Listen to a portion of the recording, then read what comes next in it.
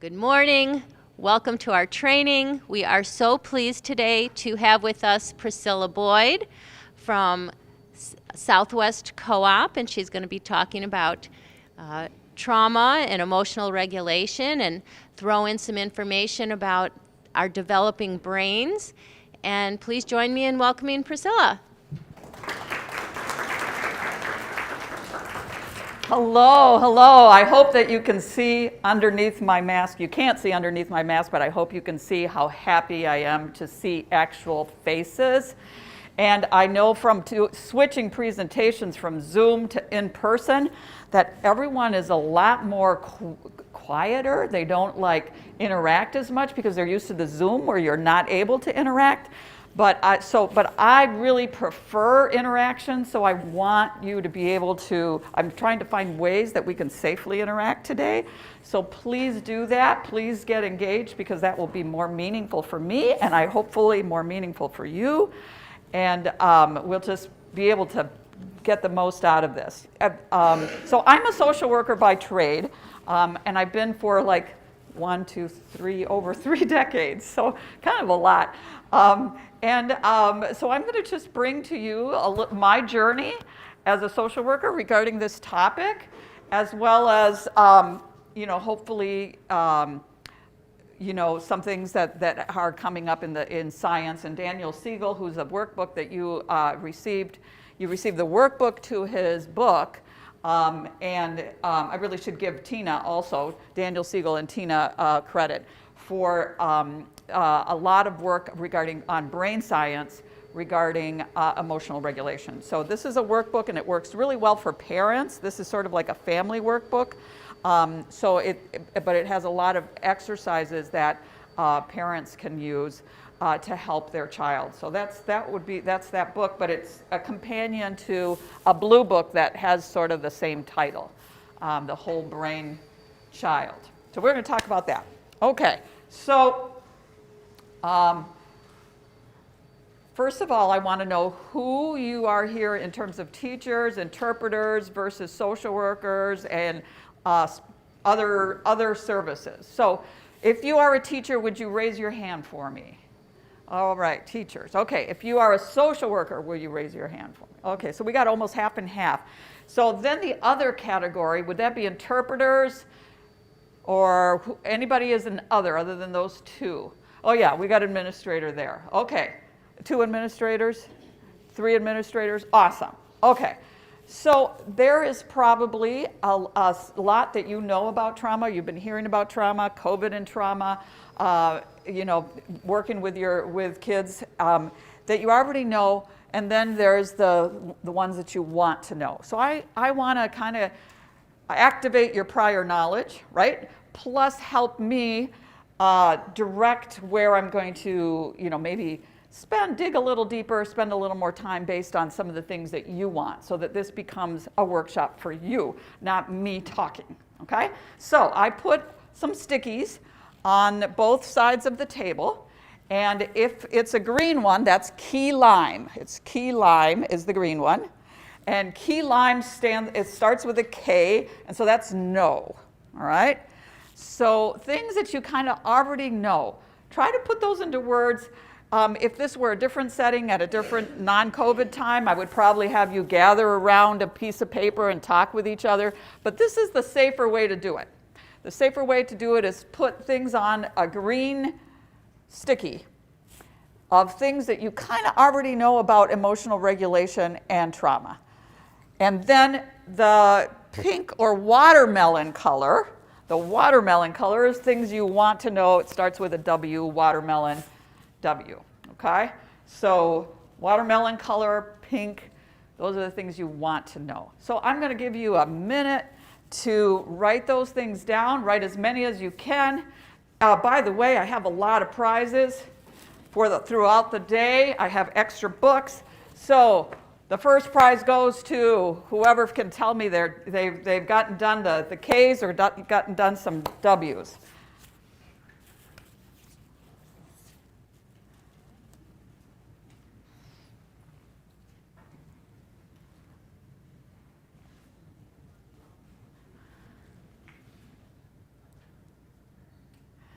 So you certainly have more than one sticky, so you can put a one comment on each sticky, or some of you are putting more than one on a sticky. That's okay too.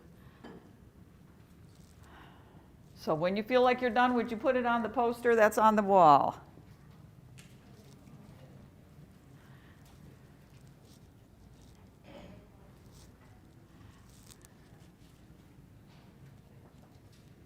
All right, I saw you first to put both of them. I'll let you take a prize from the prize box. Come on down. Just pick one, and then if you don't like it, you can pick another one. Thank you. You're welcome. All right.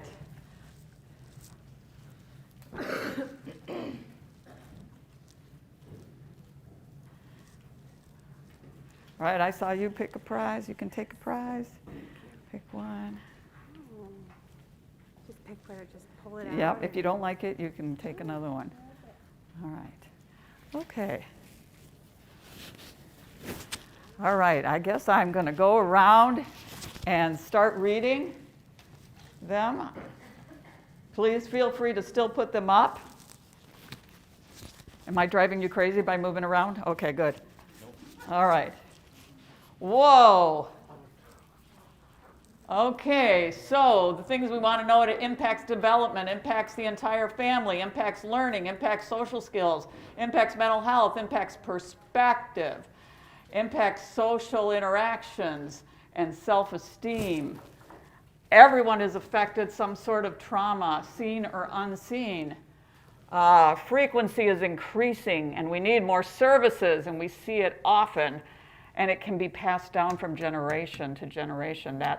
I think that's cool. We'll get into that. And it affects everybody differently. Awesome. Okay, what are some other things we already know? Wow, you guys are have a lot of knowledge here. Let's see. It's all about internal processing. Ooh, excellent. Trauma can look like behavior. Excellent. Brains and emotions response. Yes. That it is harmful for a child in many areas of life. Executive functions are effective. Struggle with unclear expectations. Yes. Can possibly cause PTSD. Kids don't always admit they are struggling, but they are physically, emotionally, personally signs, changes which may be observed. ACEs study, and trauma affects the brain.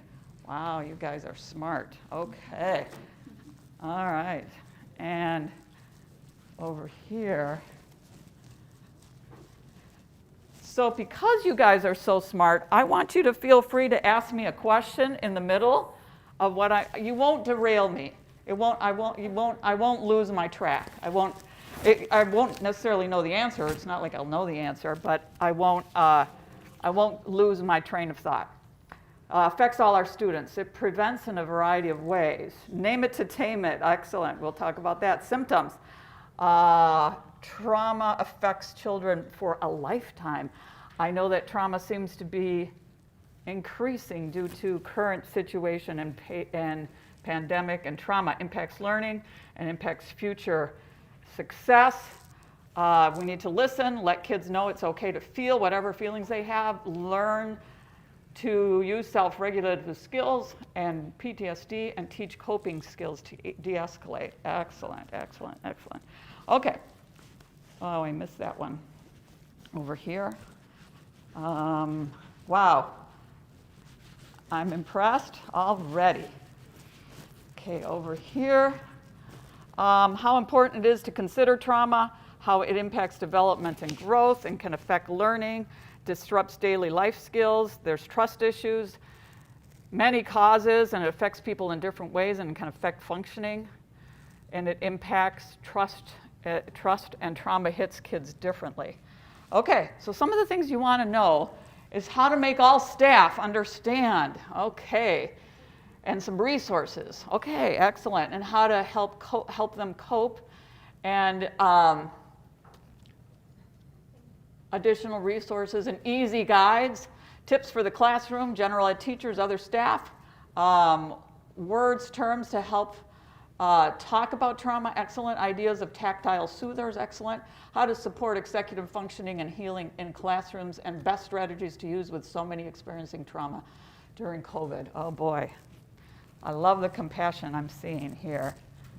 Okay, we also want to know how to help the process, how to help build skills, how trauma impacts behavior, de-escalation measures, what a teacher can do to help a student affected by emotional trauma, how to support students, how to control it better. Excellent. Yeah. Okay, over here, what do we want to know more? Strategies. What are the best online supports for students dealing with trauma? How to reduce impacts of trauma, sorry.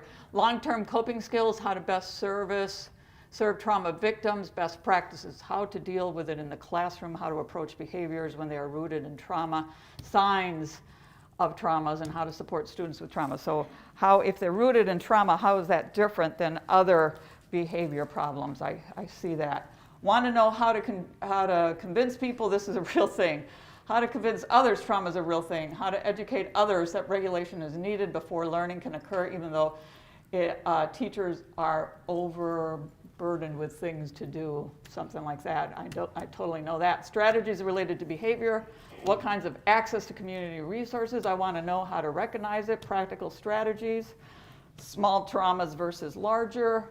I want to know how to help, how to deal with anxiety. What skills can I use in the class if the student is having a hard time to cope? Want to know how to help students access communication in today's world and how it affects the brain. Okay, that's good. I'm hoping that this presentation gets to you at some point because I have a lot of links in the presentation to some resources that you all are asking for. And in fact, the last 5 pages is just 5 pages of resources, including websites, curriculum, one-page handouts for teachers that, teachers kind of like the one-pager, right? Websites to get continuing updated information and resources. So if that doesn't happen, Sherry, I'm pretty sure you guys are all going to get it, right? You already did. Yeah. Okay, you already did? Oh, okay. Awesome. Okay. So let's go on. So we're going to just get started here with something that you all know. And what's nice about this video is that there's no words. You just have to read it. So let's just get ourselves in the mood by looking at this.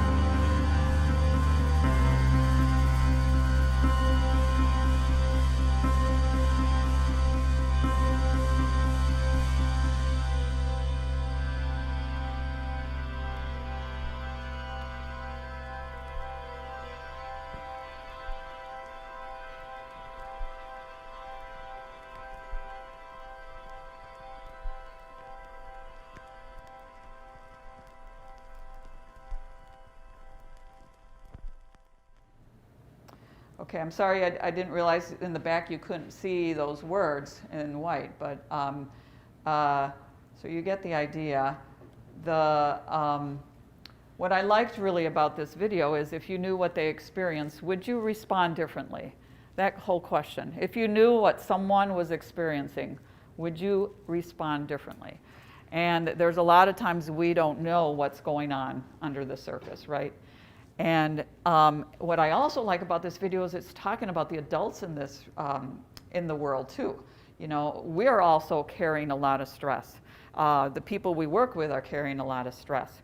And that ends up being this wonderful, you know, conundrum among, you know, figure out how to help when that's going on for us too. I'm going to do this. So let's keep going. So here are a couple of things that I get when I do presentations on trauma that I just kind of want to share with you. Oh, before I forget, I apologize. There's also yellow stickies, right?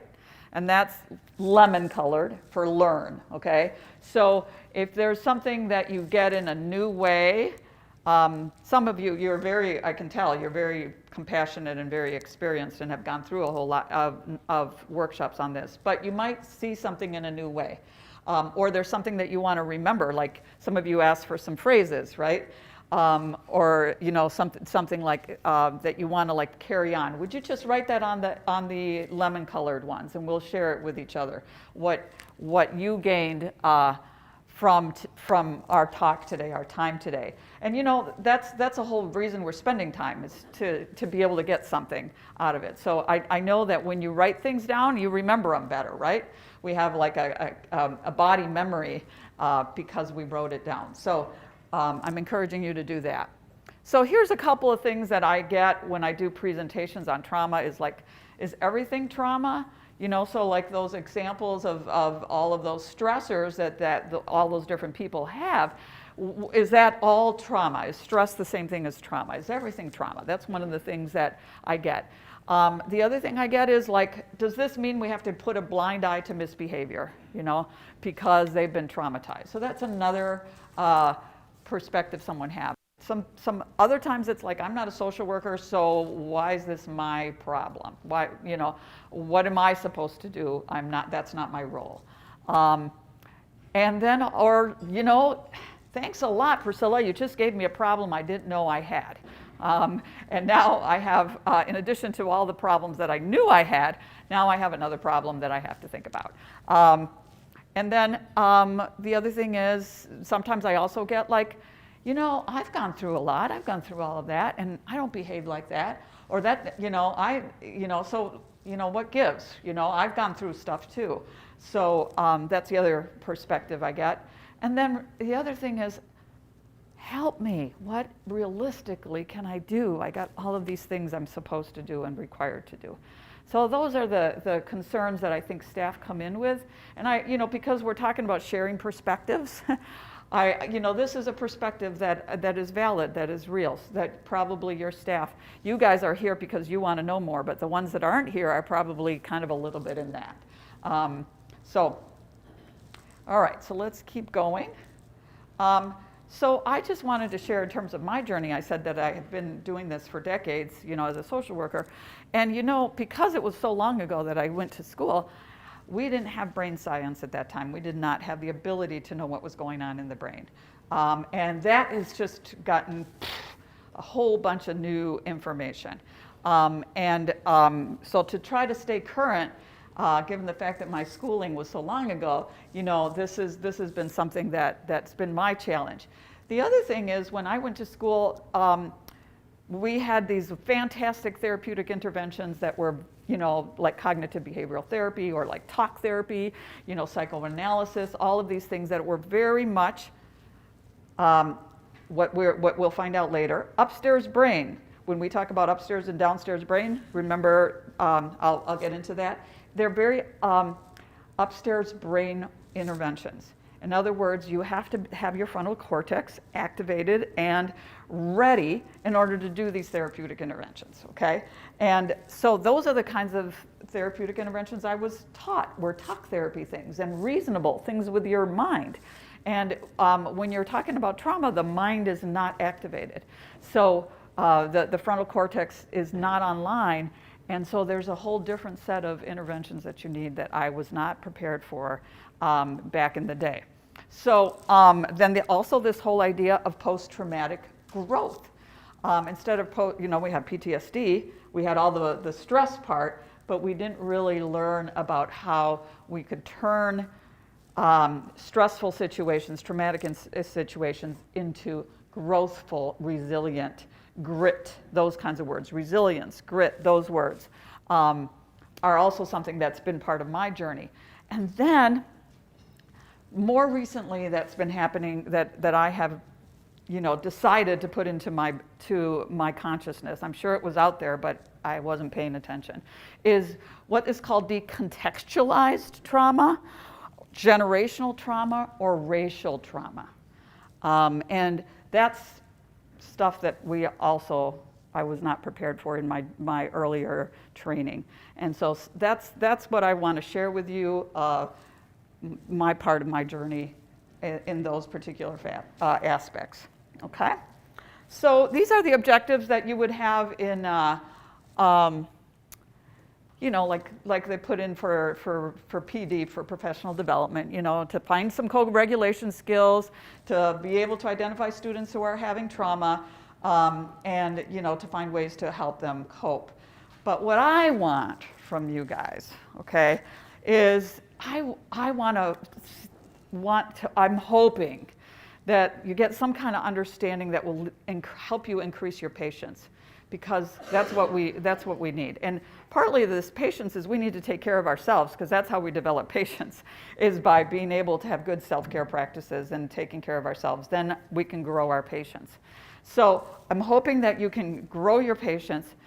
I'm hoping that by having some understanding, it will cause you less stress, because you will not be maybe taking things so personally or feel so defeated.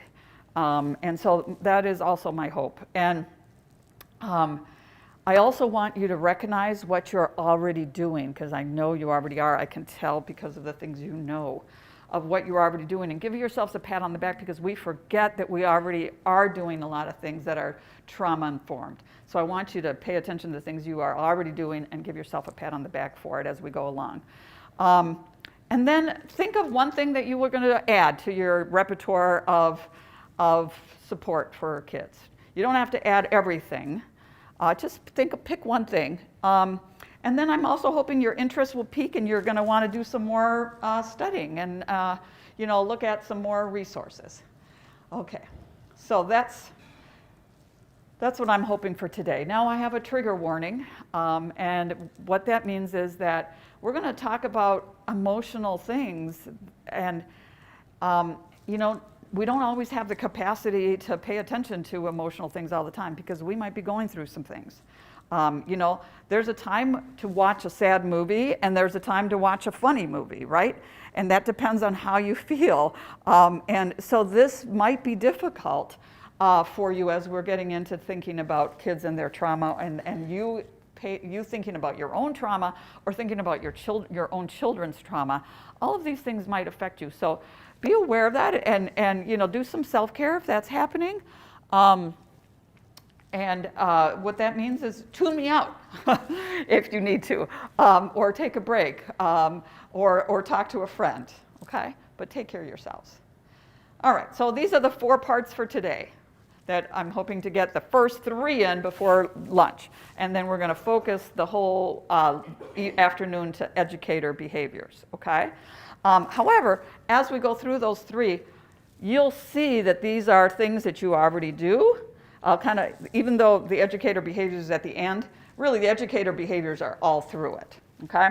So we're going to talk about trauma in the brain, different types of trauma, and protective and risk factors, which I think were some of the things that you wanted in here. But I did, and then in the afternoon, we're going to have a whole section on de-escalation And we're going to also have a whole section on prevention and classroom practices. So that's my hopes today. So first of all, trauma in the brain. So what I'm hoping you pay attention to is the threat cycle, okay? Trauma's effects on the brain, trauma's effects on learning, and trauma and DNA. That's what I want us to pay attention to in this section. All right.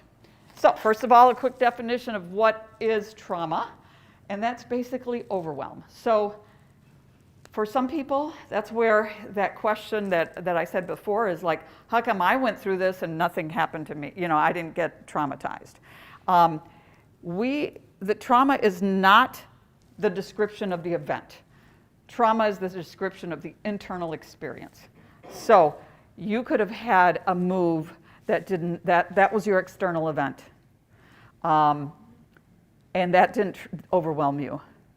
But for somebody else, that overwhelmed them. And we will talk about all the risk factors that will make that overwhelming to someone other than to you. And I saw in your Ks that some of you knew that the same event a child will respond differently to the same event. Okay? So the definition of trauma is what it feels like inside to you. And everybody is very different, and they have different risk factors. And we'll get into those in section 3. So it's basically a deeply distressing experience.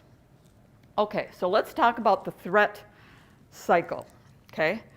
So what's supposed to happen, you see, we're always having a threat to our life. There's always some kind of stress or threat. Okay, so what's supposed to happen is when there's danger, the body gets activated, okay? And it's get activated in several ways, chemically and vibrationally, and your thoughts and your feelings. Everything gets activated, and I could tell you the cortisol, and you could go to the biology piece of it, okay? But the idea is that it's activated to meet the threat. The goal, why your body is activated, is so that it addresses the danger, okay? And then once the danger is addressed, is met, then the body is supposed to settle, okay? So that is the ideal threat cycle. Danger, activation, meet the threat, settle. So,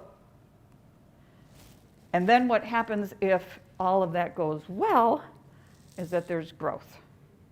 Because you learn a coping skill, you learn you're stronger than you thought, you learn something about the world, you learn something about yourself, you know who's on your team. So that's the idea, that's what we want. Okay. So TPS stands for Think, Pair, Share. And I forgot to mention at the beginning, I want to make sure everybody has someone they're going to share with. This is a trauma workshop. No one's alone. So I see you alone. I see you alone. You are not going to be alone. So you have to decide who is going to be the person you chat with. You can turn around. You can have more than 2, but you have to have at least 2 people. So pick that person that you are going to share with right now.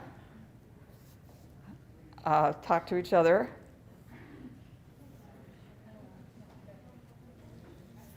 Because we're going to do this on a regular couple of times a thing. I'm not moving you around because of safety issues. So, but I want you to. Did you guys figure yourselves out here? You guys know you guys are going to be together. Okay. Everybody else got everybody. We're taking care of each other, right? Everybody got taken care of. All right. Okay.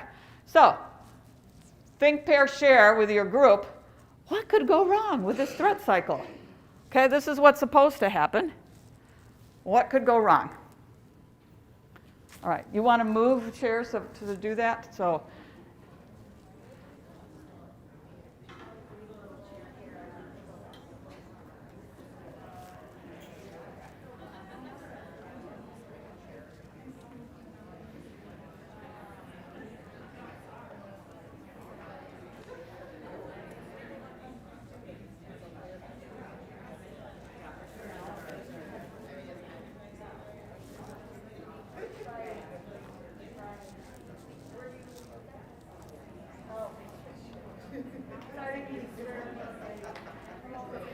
okay, I want to hear what you guys came up with. And I have this handy dandy microphone for the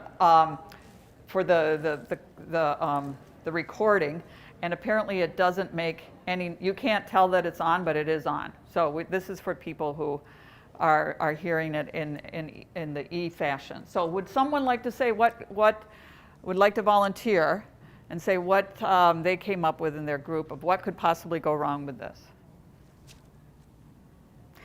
Thank you, and you get a prize. Woo-hoo.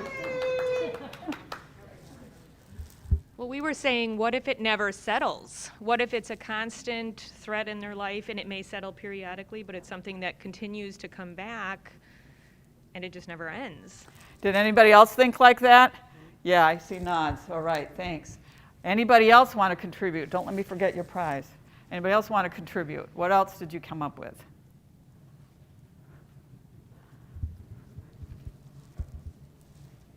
Somebody else. You know, this is the way it's like at Zoom. Everybody's really quiet, and people have forgotten how to talk and interact. So I'm working on anybody else, something else. Thank you.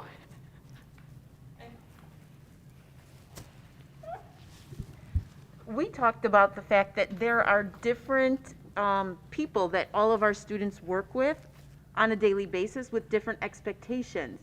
And we have 50 different students in our program that are at different developmental levels. They could be the same grade, they could be different grades. But most importantly, sometimes it's the adult that puts the expectation on what the student should be doing and not meeting them where they're at. And so that could go wrong. Not meeting them where they're at. Thank you. Would you like a prize? Okay, great, thanks. All right, so the prizes, by the way, are just colored copies of a variety of tools that you can laminate yourself. I didn't laminate them, but you can laminate themselves and use with your kids. Okay, so yes to everything that you have said. So basically, the idea is that, this way. That, you know, okay, we'll go to the next. That if you can't meet that need, if you can't address the danger, then all that energy that your body activated, all that all those thoughts, feelings, emotions that got activated so that you could meet that need, end up getting kind of frozen and stuck and shoved down and repressed, okay? And so you have all of that activation with nowhere to go. And so you don't ever really meet the threat and never have the opportunity to settle and never have the opportunity then to grow from that experience, from that threat cycle, from meeting that challenge. Because when you meet that challenge, that's when you feel powerful. That's when you're empowered, and that's what this slide is basically talking about, which is people with a history of some lifetime of adversity reported better mental health and well-being outcomes than not only people with high history of adversity, but also from people with no history of adversity. So high history of adversity and no history of adversity ended up being less resilient than those who had some threat that they met and were able to meet it and settle afterwards and therefore grow. So that's why you do need a little bit of stress in your life to be able to develop some inner strength, but too much or not enough. So it's not about eliminating all stress in a student's life. It's about helping them through the threat cycle. So that's like a tip, even though this isn't the educator behavior section, you know, if we can help kids meet the threat cycle, if we can help them go there, do this, that's what you're doing. You're doing a great job if you can do that. Okay. So what happens when that energy can't get expressed, the body doesn't get to deal with what it was, supposed to deal with, is that it can present itself later. And that's where you have that volcanoes, symbol that we talk about with kids, like, that the lava's underneath and then pretty soon it's going to explode. It's that kind of idea. All right. So the energy presents itself later, but it's decontextualized. Raise your hand if you have seen kids whose response to behavior seems way out of proportion to what actually happened. Yeah. Okay. Or how about let's raise our hand for ourselves. Recognize that sometimes your behavior is out of proportion. Thank you for being, yes, yes. And it's because we all, and that's what decontextualized means. The context is not appropriate to the response. And it comes from having this repressed energy that you weren't able to meet the threat that was happening. So the body was not allowed to complete the defense protective reaction that it was supposed to meet. Either because, and there's several reasons why it can't do that. It either can be because it was impossible to meet that threat, because they didn't have the resources to meet that threat, they didn't have the time to meet that threat. There could be all sorts of reasons why they weren't able to meet that threat. And some of them are pretty normal. Sometimes you don't have time to deal with all your threats, or you don't have the resources. But that's where, if this happens over and over again, like you were saying, in order to manage that stuck energy, so you're all disrupted inside, you create behaviors to try to deal with that energy that's all stuck inside and all confused inside. And so your behaviors are organized around internal disorganization. So the behaviors are reactions to the disorder that they're feeling inside. It's a way of coping with that.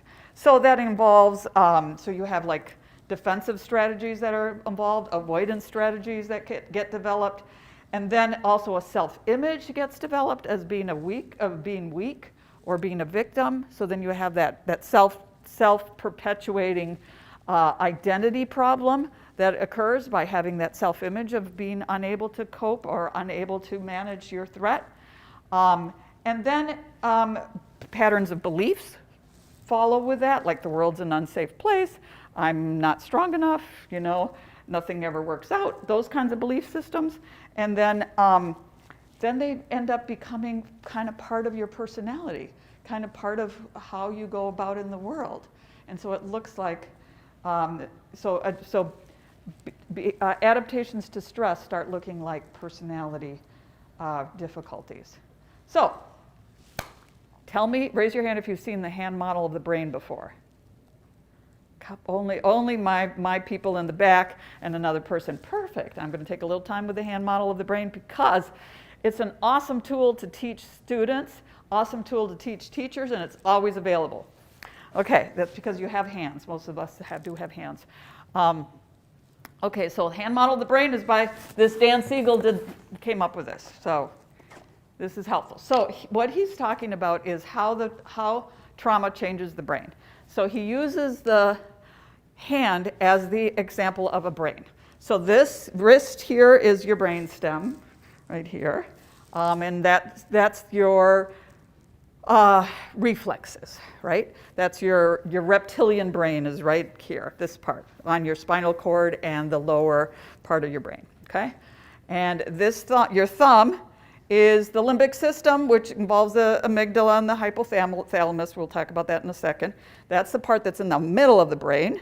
And then those four fingers are your frontal cortex, and of course there's like neocortex and some other kind of cortex, bunch of cortexes at the front of your brain. Okay, so this is the lower part of your brain, the limbic system, and the frontal cortex. The frontal cortex is responsible for things like planning ahead, stopping and thinking, evaluating risk, writing, reading, those kind of higher order. And they call this lower part the downstairs brain. They call the neocortex the upstairs brain. Okay, and we'll talk about that in a second. Okay, so what happens is the amygdala is the limbic system, which is the emotional system.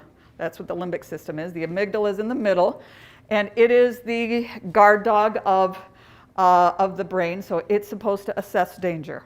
Okay, and it's in the middle, and when it feels danger, the body gets activated, it starts getting activated, it starts moving, and the potential for your lid to flip is really high when your amygdala is activated. The flipping of the lid is sort of what we call when someone loses control, right? We say they flip their lid. And so this is kind of like an example of how they flip their lid. The neocortex flips, and all they have available to them is their reflexive brain and their emotional brain.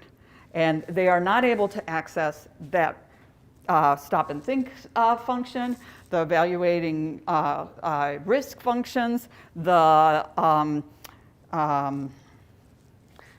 thinking of your goals function, accessing resources function, just basically not being able to think. Only have fight, flight, or freeze available to you. Only have your reflexes available to you. Now, what I find really interesting and helpful for my brain to understand is that right next to the amygdala is the hippocampus. And I always remember what hippocampus means because it has campus in it, and campus is your college, and college is where you have a big library where you store information, okay? So the hippocampus stores your memories. And so the amygdala thinks there's a threat, and then right next to it is the hippocampus that starts giving you the catalog of all these experiences, the past experiences you have, starts showing you movies of your past life, and even of some video games you've seen, or some movies you've watched, or some stories of other people's lives. All of your memories are in your hippocampus, and so your amygdala activates the hippocampus and it starts giving you movies of your life. Which, if the movies in your life have been traumatic, this is where it's much easier to flip your lid, if that's what's going on. Because you have to go through all of those movies to kind of realize, okay, I'm not in that movie right now, okay, to try to assess danger, right? Because remember, it's the neocortex, the frontal cortex, that helps you assess danger. So it takes a while before you go through the movies of your life to know, okay, I'm not in that movie again. All right, so my assessment of risk may not be accurate here, or I may not be re-experiencing something. So this is where PTSD comes in, because they re-experience past traumas because of the hippocampus storing them. Anyway, so that's the hand model of the brain. These are links to there's 2 videos of the hand model by age. I don't know if you're doing little kids. I don't know if you have high school kids. I got both in that link. And there's also flyers and a picture of the hand model if you prefer to do that when you're sharing stuff to staff or to kids. So I have that, but it's basically this, and you can explain this to kids and to staff. Okay. So bottom-up development. The child is born, and we'll go right here. The child is born, and all they can think of is survival. That's all that's happening. You guys remember having your babies? All they're doing is paying attention to survival. Then slowly they start learning how to regulate themselves. Then they start becoming a social animal and interact with people. And then they can go to school and learn. Okay? That's sort of the process, right? Okay. So that's called bottom-up development. It starts at the bottom, and then slowly you get the neocortex, where it's your ability to go to school and to get something from school comes in later. But first you've got to deal with survival and regulation and those kinds of things, right?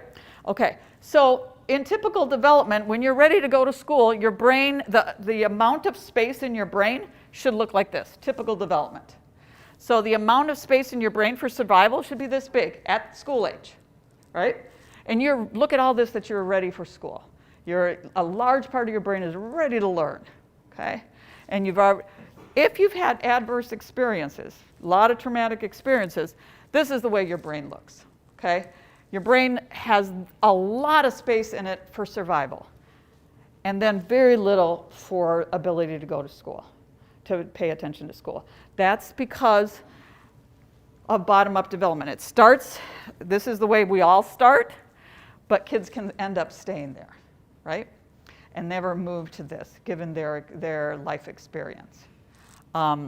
So that's called bottom-up development, and you'll see in another slide there's one of the words that is used in terms of brain science is what fires together, wires together. Okay, so what's firing together, what that means is things that are repeated end up creating a neural pathway in the brain, so that therefore there's more space for survival. If you have to repeatedly focus on your survival, if things are firing, the survival needs are firing, they're going to get wired and become a big neural pathway. So you're going to have a lot of room for survival kinds of thoughts, emotions, beliefs, etc., because there's a lot of firing in that area. And then it becomes the wiring of your brain. Okay. Oh, yeah, that's the next slide.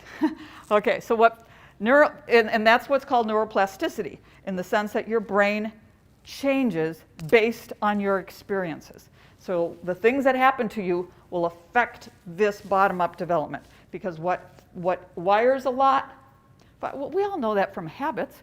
You know, if you ever have a habit because you've fired something, if you're always eating a cookie, 5 cookies a day, or whatever your habit is, you're used to 5 cookies seems like normal, right? If you're a 1 cookie person, 1 cookie feels like normal, right? So if you fire cookies together, it's going to wire you up for cookies, right? I'm giving you a nice, fun thing to think about, but all right. So back to the bottom-up development. Downstairs brain, upstairs brain. I use those words already. And what's great is you can talk to kids, depending on the age of the kids, even probably high school kids, you can talk about, hey, your downstairs brain was activated. You were in your downstairs brain, or you flipped your lid, which is a lot better than saying you're bad, and you made bad choices, and you were irresponsible.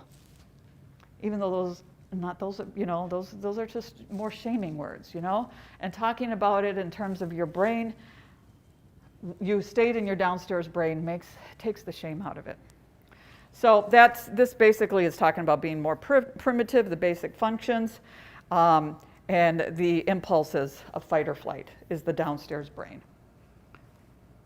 The upstairs brain is the frontal cortex. It's sophisticated, and you can plan, and you can control your emotions, and you can understand yourself, and you can have empathy, and you can have morality.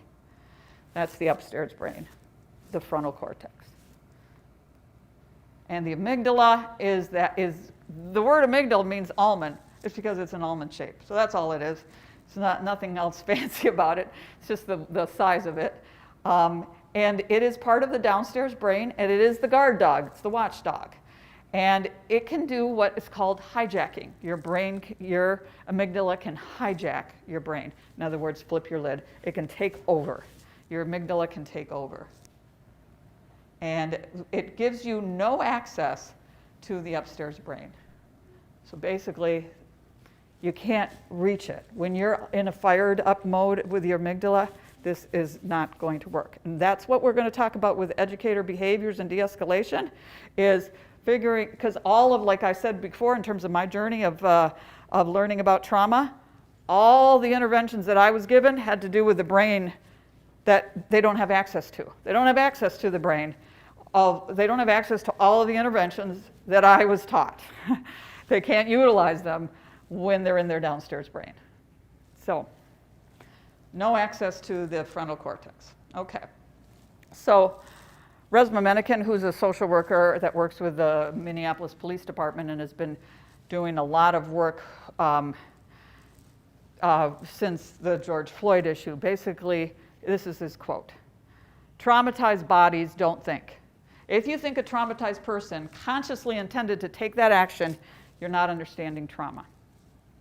That's a pretty strong statement, but it's something that lets you know about the frontal cortex the lid being flipped. So that leads to what's called trauma retention. The traumatized brain lingers. The traumatic event is gone, but the behaviors that you had to respond to that are still there, because they're wired, because they got fired together and they're wired. And so the strategies that someone used to survive become routine everyday behaviors, and the reflexive traumatic responses start to lose their context. In other words, you don't know what triggered them. They start to just be ways that you go about the world. And then these traumatic responses are internalized, and it looks like this is who I am. and part of their personality. And then, and here's the piece that I'm so proud that my people in Southwest put on the no column over there, is that these traumatic strategies can intensify and get passed down over generations. What? These traumatic strategies can intensify and get passed down over generations. Now, if any of your families had Holocaust situations going on, depression, anybody be depression baby, parents were depression babies, you know that a lot of that stuff, my mom used to ration sugar. Why? Because that's what she had. She only could have a dessert once a week. So she paid attention to how much sugar it is. Sugar's super cheap, Mom, you know? Or she would buy the whole chicken and cut it up because that was the right way to do it, not buy the breasts already deboned and everything. That's ridiculous. But that's, so these things get passed on. And I still have trouble spending $30. So those things get passed on, but I'm talking about a very light concept, a little light thing, but there's some very serious things that get passed on.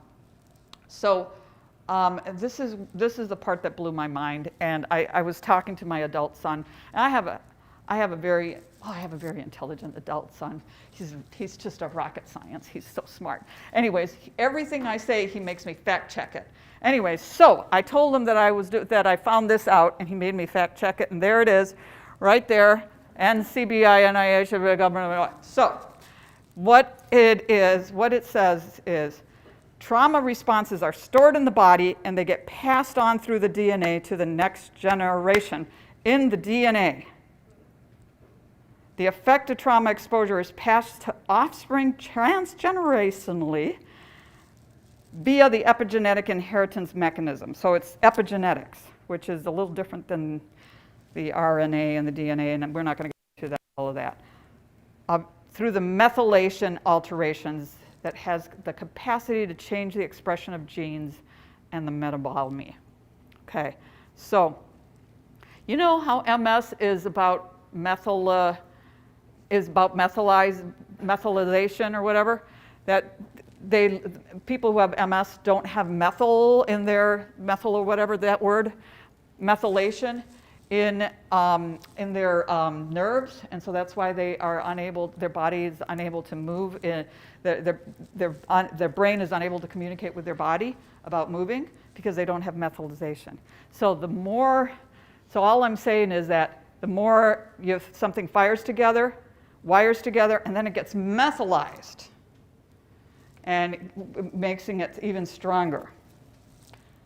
So anyways, that shocked me. So the result of that is that we have people who are always on guard. We have students that are always on guard, that have trust issues, as you guys recognized. And they're likely to be more reactive than peers. And as external stressor is introduced, like what would seem like a normal request, what would seem like a normal average activity, task, there's a greater reaction to that. Someone feels greater stress. And then they'll overreact to the possibility of threat. And they'll have more likelihood for impulsive acts. And then this student views his or her defensive actions as necessary and justified. They will defend their need to do these things. I had to do this. I had no choice. This is what I needed to do. And so, TPS, think, pair, share. Do you know students like this? So just chat with yourselves, with your partner. Do you have students like this? Trying to tell me the student that's like this. Talk to each other about that.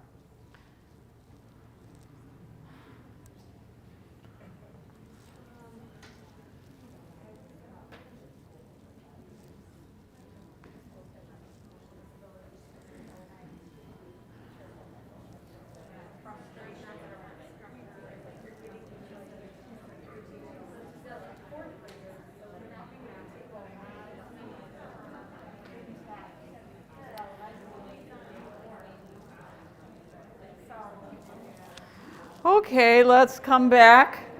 It sounds like you guys have a lot of stories to share with each other. I'm happy to see that.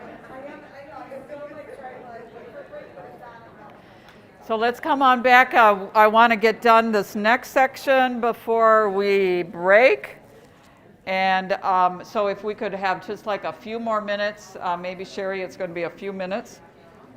Okay, great, thanks. All right, we're going to talk about the effects on learning. And remember how I said I want you to pay attention to what you're already doing that's trauma-informed? This. Hey, can we all be respectful and pay attention to the speaker? Sure, no problem. I can talk louder too. So remember when I wanted you to pat yourselves on the back about things you're already doing? This part is the section, okay? So actually I want you to go ahead and do this when you see, oh, I do this, okay? So as I talk and you know that you do that, do this, okay? All right, then I can see, all right, here, what you're going to see at school. Attention problems. So they're not going to be able to concentrate, more restlessness, hypervigilance, but on things that aren't academics. And so what a helpful response is do some repeating and repeating with patience, of course. If you do that, go ahead, knock yourself, all right? If you use their name frequently, because that helps it. Hello, Tenny, thank you. Or multiple modalities. You do visual, if you do that, go ahead. Mantras, songs, gestures, mantras being like repeated phrases, gestures, funny things you do, songs. Or if you help them prioritize, because of course they're paying attention to things that are not academic because they're in survival. They got a lot of survival. So you help them with prioritizing, breaking things down. If you do that, go ahead and, all right. Memory, it affects on memory. Brain is occupied with immediate concerns, not with prior knowledge. And there'll be intrusive thoughts. What's going to happen tonight? Or repeating what happened yesterday or this weekend or whatever. So a helpful response is you make schedules and lists. Anybody do that? And then, of course, after you do the list, you have to refer to them, help them refer to them. And then do a lot of praise. If you do that, please give yourself a pat on the back if you do praise, because that's so important, because that lets them know you're on track. This is the right way to go. Communication will also be affected. So they're going to be misinterpreting. They're going to go with the negative rather than the positive. They're going to assume that you hate them more than that you love them, okay? And that you're against them, and everybody, they're going to misread. And they're not going to be able to handle the gray. What do you mean?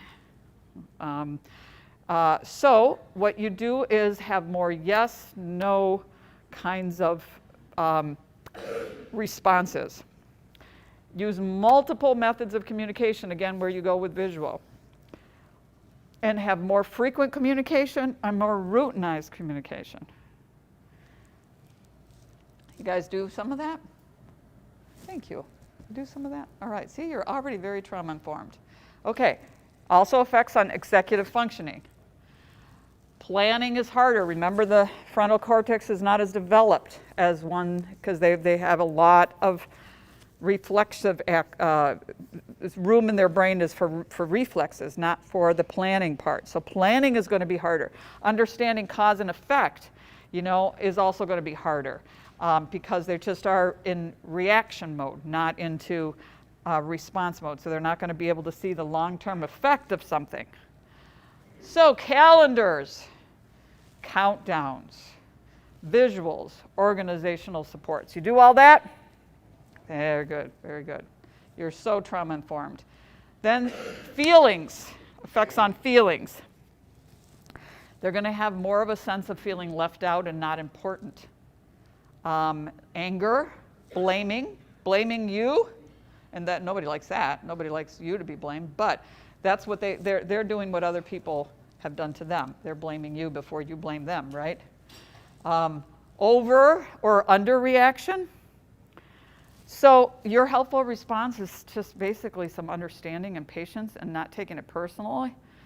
but you might need to allow some times for feelings. They might need to go through all of the memories of their hippocampus before they realize, oh, no, okay, this teacher is not one of those. That's right, I got to remember this teacher is actually on my side, but I have all these other memories. So it might take some time, and you want to build that relationship so that, you know, with emotional deposits, so you make emotional deposits by recognizing their name on a regular basis, giving eye contact, having non-contingent conversations. What's a non-contingent conversation? I'm not always talking about your behavior, or I'm not always talking about your grades. I'm having a conversation with you as a human person. That's non-contingent. That's one of the things that when I work with parents of teenagers, they are always talking to their kids about how they have to clean the room and they have to do that, and have they done their homework, and have they done this, are they prepared for that? It's all of these conversations about their expectations. So if you can have a conversation that's not about expectations, that's how you're going to make an emotional deposit, how you're going to build relationships. So, and then listen and ask open-ended questions. Basically really be interested. And so I can see that it might be hard in the back to see this, but basically this is what the brain is going to be have trouble with. It's going to be difficulty forming trusting, appropriate relationships. When stressed, they're going to have difficulty transitioning from short-term to long-term memory. They can lack in a coherent narrative.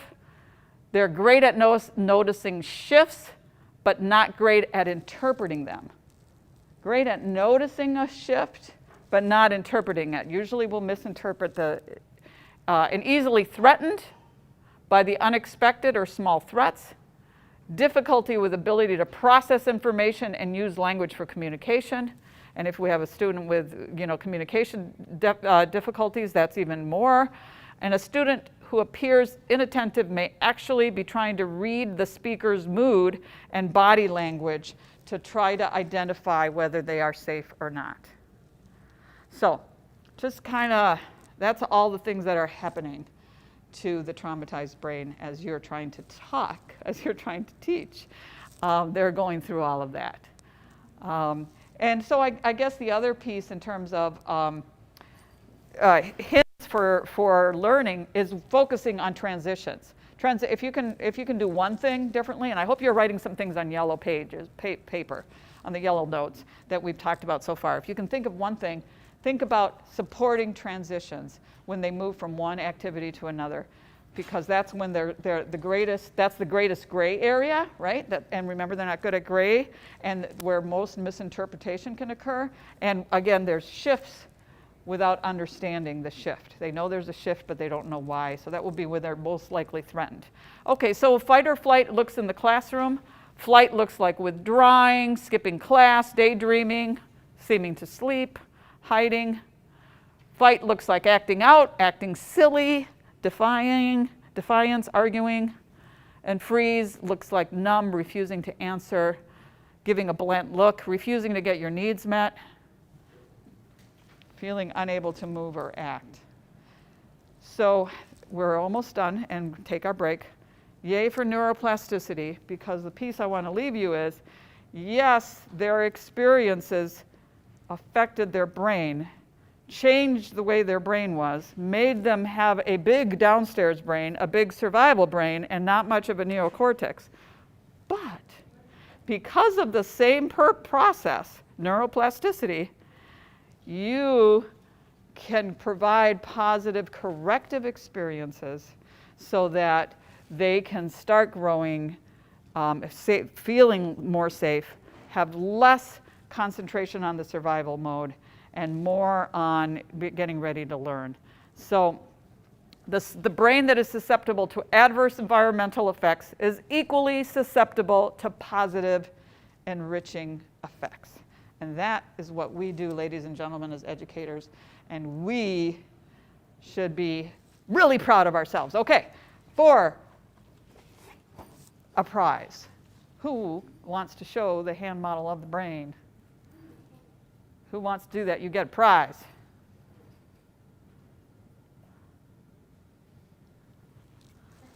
All right, thank you.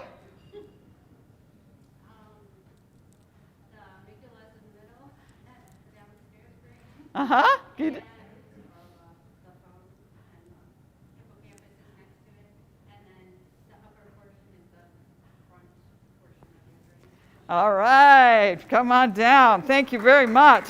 All right, so the other one is, who can name 3 helpful responses to learning difficulties? Pick whatever you want. Who can tell me 3 that we talked about? Probably that you already do.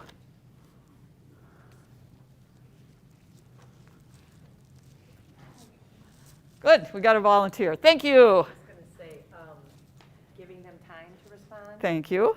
Process what is said, and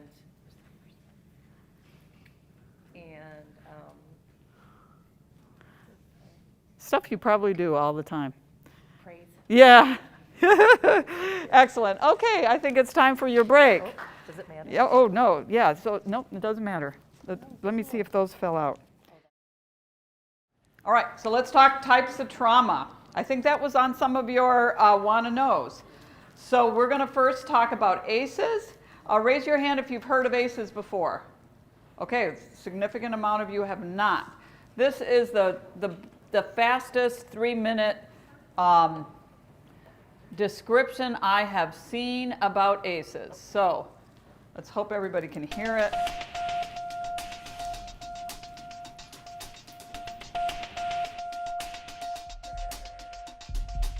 What does your parents' divorce have to do with your risk for heart disease? If your mother had a drinking problem when you were growing up, are you more likely to suffer from depression as an adult? Here's what you should know about ACEs. ACEs stand for Adverse Childhood Experiences, extremely stressful events that can happen to a child growing up. Some experiences are so stressful that they can alter brain development, as well as the immune system, increasing the risk of lifelong health and social problems in adulthood. The term comes from the Adverse Childhood Experiences Study, landmark research that shed new light on the root cause of everything from stroke and liver disease to substance abuse and mental illness. In the late 1990s, an epidemiologist from the Centers for Disease Control and a preventive medicine doctor at Kaiser Permanente set out to understand the association between childhood experience and lifelong health. They asked over 17,000 people in the Kaiser Health Plan in San Diego about their health history, as well as difficult questions about their experiences growing up.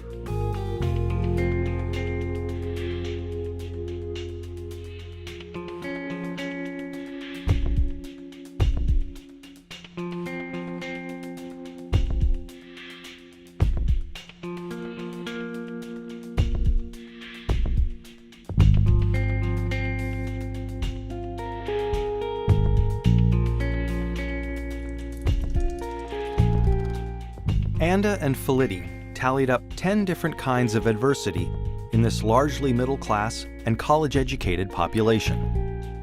They were stunned to see how common ACEs were. 21% of all respondents were sexually abused as children. 19% grew up with someone who suffered mental illness. 28% had been physically abused. And 2 out of 3 respondents had experienced at least one ACE.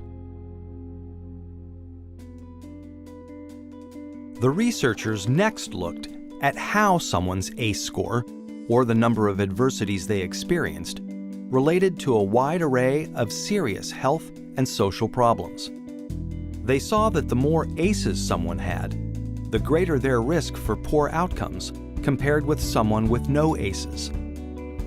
Someone with an ACE score of 4 had twice the risk of heart disease and cancer. Someone with an ACE score of 5 had an 8 times greater chance of being an alcoholic. And those with an ACE score of 6 or more, on average, died 20 years earlier. With every major problem they looked at in the ACE study, the risk went up for each additional adverse experience in childhood.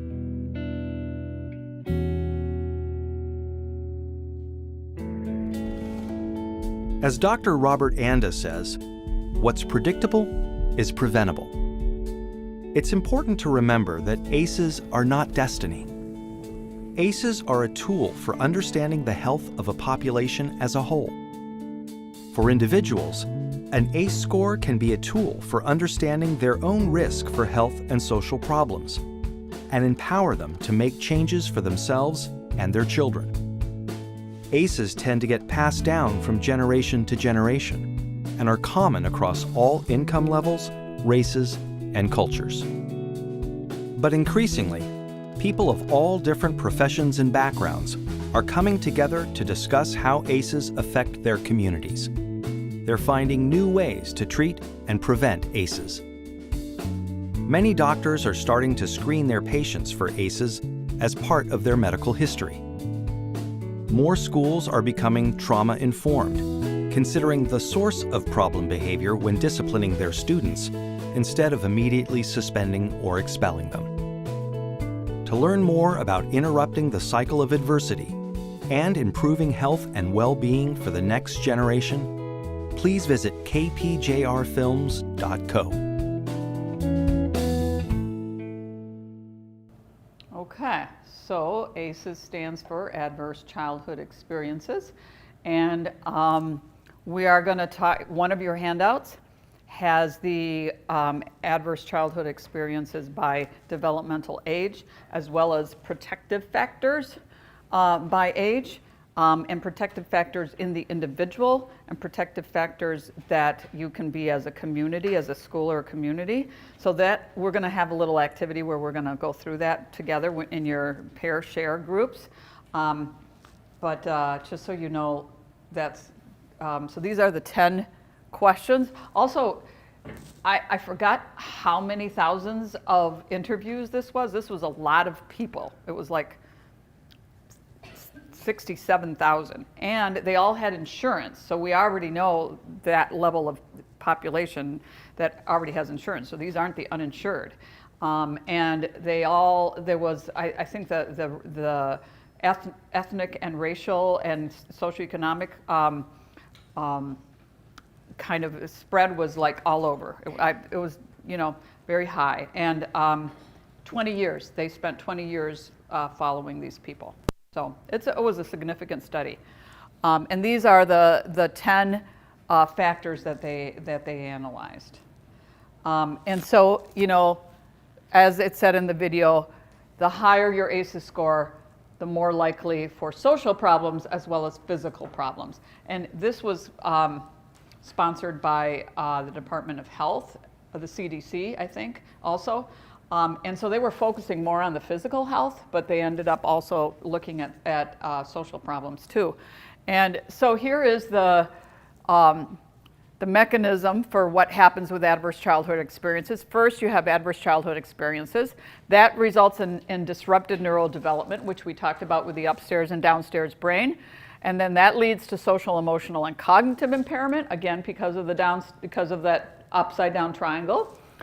Which then you adapt health risk behaviors, and then there's disability, disease, and social problems, and then early death. And so that is the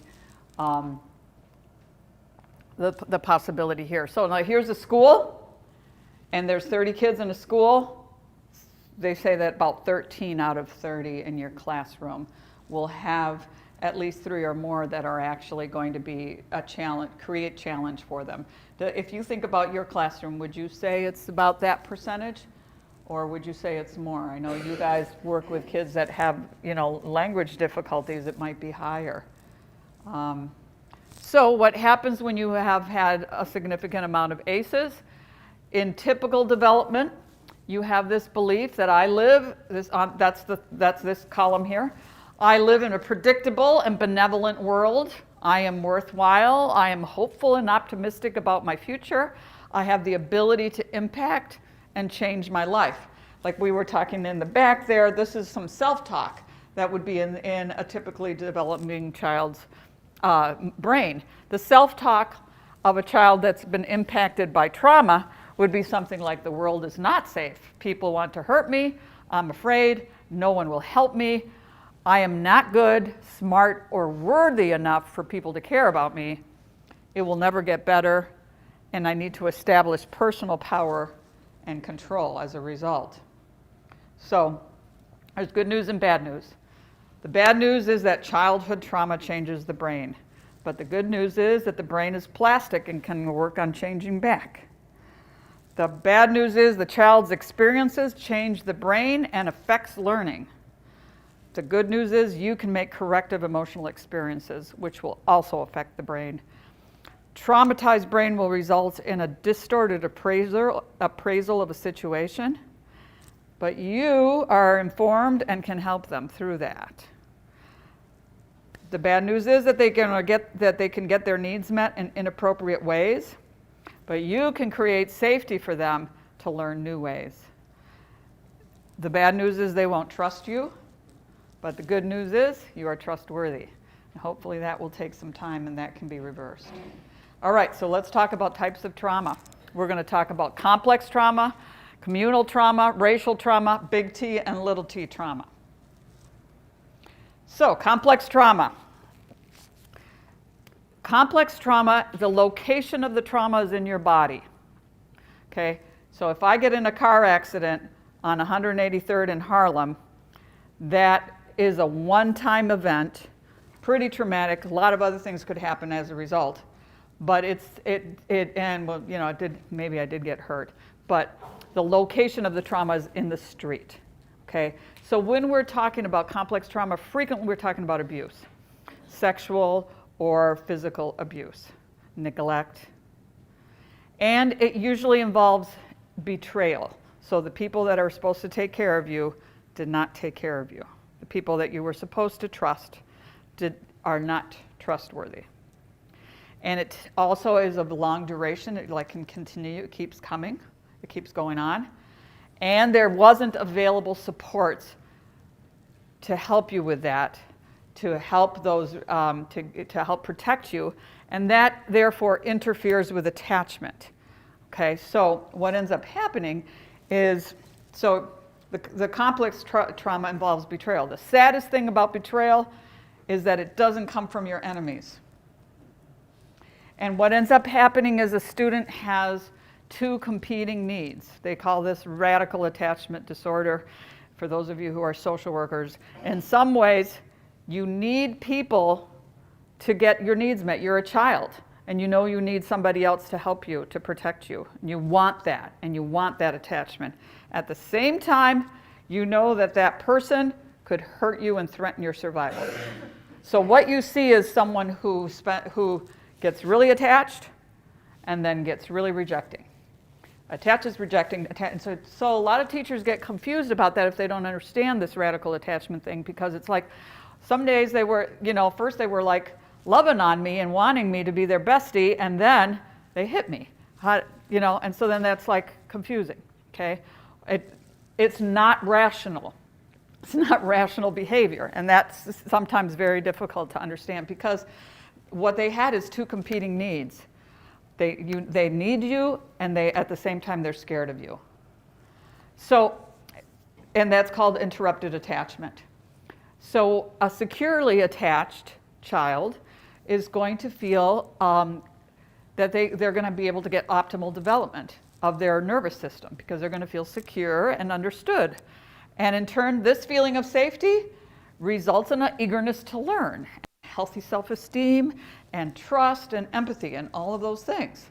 That's what secure attachment does. But if you have attachment difficulties, you might be aversive to touch and physical affection. You might have a lot of control issues, anger problems, difficulty showing genuine care and affection, and even have an underdeveloped sense of conscience. Okay, so then that leads to what was called trauma ghosting. So trauma ghosting is the body's recurrent and pervasive sense that danger is just around the corner, that sense that maybe this opening right here, there's something weird going on here and we could get invaded, okay? And it makes little cognitive sense, and the cognitive brain is not even aware of it. And it's the body's way of protecting itself. So it's the feeling like there's a ghost everywhere, like there's something bad's going to happen. And so sometimes this leads to reenactment of the trauma for the purpose of getting a different result. What does that mean? This is where also people get really confused. Why did this student do the thing that caused them on purpose? They reacted, they did something to sabotage themselves. And it's very confusing. Why did they do that? And partly they're doing that because they're trying to get control, because they're ready to be rejected. So let me reject you before you reject me. So you're going to kick me out anyway, so let me make it worthwhile and get really loud about my action. So they reenact in order to gain control. And then this can look like somebody's personality. So this is just called internal locus of control and external locus of control. And this is what happens when you've had a lot of trauma. Things happen to me. And so you kind of end up with this passive sense of life, because why bother trying? Because whatever I do is not going to work, or things are always going to surprise me. There's no predictability in my life. So, I have this external locus of control where other things happen to me. There's nothing I can do about my future. Why bother? Whatever's meant to happen will happen. If you have an internal locus of control, you have that sense that I can determine my future. I can make goals and it's going to work out. I'm going to be able to accomplish things. I'm in control of my life, and my hard work is going to pay off. And a student with a lot of trauma is going to have lack of direction, lack of goal setting, lack of understanding that they have an opportunity to create something different for themselves because of their life experience. So 15 years I worked with at Braun Educational Center, which is a emotional disordered school for emotional disability. We had a lot of this. We had a lot of defiance. But one of the things we have to understand is that the skill that we want our kids to have in school, we know that they have to follow directions. Follow directions. This is what's going to make you successful. Comply, comply, comply, and then you'll be successful at school. This seems basic, right? If you comply with what I say, if you follow directions, that will lead you to success. What we have to understand that quality of compliance in another setting could put them at danger. So we have to understand the role of defiance for survival in their life. So when a kid is defiant to you, that might be, I'm not saying you're supposed to put up with it, but that might be something that is a strength and a necessary skill in some other place in their life. So we have to be aware of that. The super compliant kids are the ones that get manipulated. So that's something to just kind of understand. That just helps us not take it so personally, maybe react so strongly as we're working with students and we see defiance. All right, then there's communal trauma. And this is just an example, just a picture. You see that really everybody's in the street kind of suffering and pleading. I have no idea where exactly that is, but we have a lot of that, whether it's Haiti or, Afghanistan or whatever, where or, even in the United States, everybody. I didn't mean to not include us. So in addition to personal trauma, there's historical, institutional, and intergenerational trauma. Something happened to your people. When you feel that something happened to your people, like I don't know, like we're all kind of been in a sort of communal trauma with COVID, really,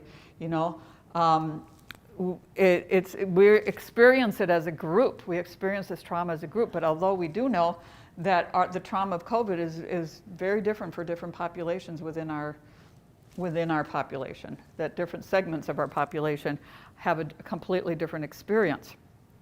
So what happens is, it kind of requires a communal response, which is why we have things like marches, right? Because people are are upset about something, as a group, and they go and they respond as a way of trying to meet that threat or that stress. And so there's a communal response when it happens as a group. And so sometimes, though, when there isn't a personal reason for the trauma, if something didn't happen to you particularly, sometimes people dismiss it or judge it and say, like, that's not important, it didn't happen to you. But if it happened to your people, you feel it, right? Have you guys had that experience when things happened to your people, you felt it? When we had problems with, even the politics and the social unrest, it happened to us. It affected us. So which leads into racial trauma, because racial trauma or race-based stress refers to the events of danger related to real or perceived experience of racial discrimination. These include threats of harm and injury, humiliating and shaming events, and witnessing harm to other people of color due to real or perceived racism. So just watching that George Floyd video is traumatizing. And if that is your race, it's even at another level. So because of things like that, like intergenerational trauma and communal trauma and racial trauma, sometimes they're not we have trauma that loses its context. It's not based on personal experience. And there isn't a direct antecedent and cause. We can't say that this happened to me and therefore I feel this stress. It happened to my people. It happened to my family. And then sometimes that makes you feel that something's wrong with you because you're feeling that stress when it didn't happen to you. And it happened to someone else, but yet you're still affected by it. So it can make others feel that there's something wrong with you too. So this is also Resmaa Menakem's stuff, and his philosophy is that racism is a pre-existing condition. And what you have here, remember this triangle of adverse childhood experiences right there? Underneath that triangle is this other triangle that creates a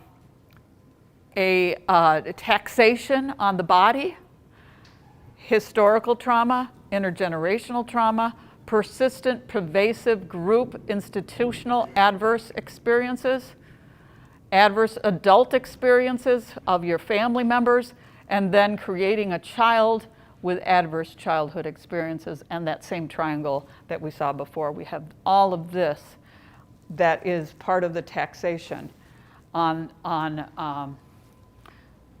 the body.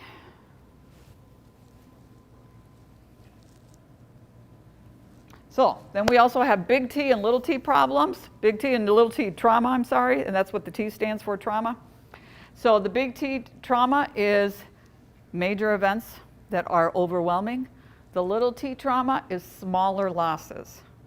And it may not fit into the definition of overwhelming. It's just an accumulation of events that leads to sadness, loss of energy, and anhedonia. Anhedonia means an inability to enjoy life. And I don't know, I think some people with this pandemic are feeling a bunch of little t traumas, just kind of the accumulation. It's like, when is this over? It keeps going. So the bottom line about all of these different kinds of traumas is you don't get to decide what is traumatic for somebody. And that's, I think, a big learning that we have is you don't get to decide. What matters in life is not what happened to you, but what you remember and how you remember it. And that will get into our protective factors, which is the next one, because the protective factors are part of what is going to help you, win. All right, so who can tell me what ACEs stand for? Thank you. Excellent. All right, thank you. And who can name 5 out of the 10 ACEs? All right.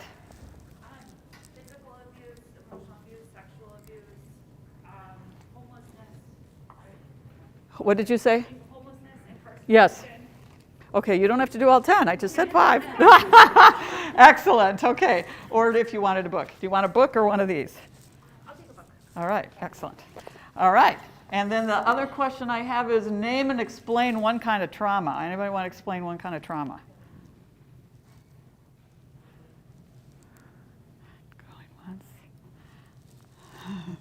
All right. I'll let you go on that one because I am running out of prizes, actually. All right. So please put some things on your lemon-colored, yellow-colored stickers as we go along, because you'll forget it the minute you start eating, right? Yep, that's what will happen. Okay. So put some things down that you've come up with, whether it's this one or what we did before our snack break. Okay, so we're going to go to protective and risk factors, and we're going to have a little time to chat about that handout that we were talking about, that I brought up. Okay, so what I want you to take away on this one is to think about the factors that impact the effects of trauma.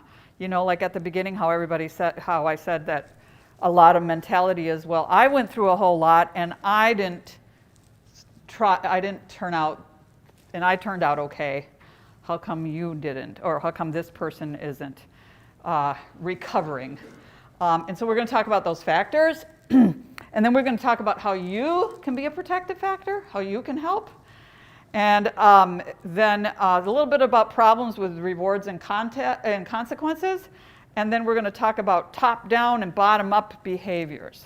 And the top-down, bottom-up has to do with downstairs brain, upstairs brain. Top-down and bottom-up behaviors. All right.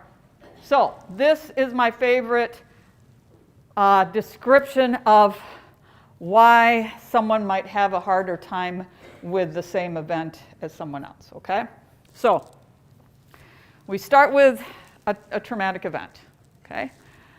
And depending on these things, we'll get a different result. So one of the things that can affect that is the caregiver's perception of that trauma. How did they respond to this trauma?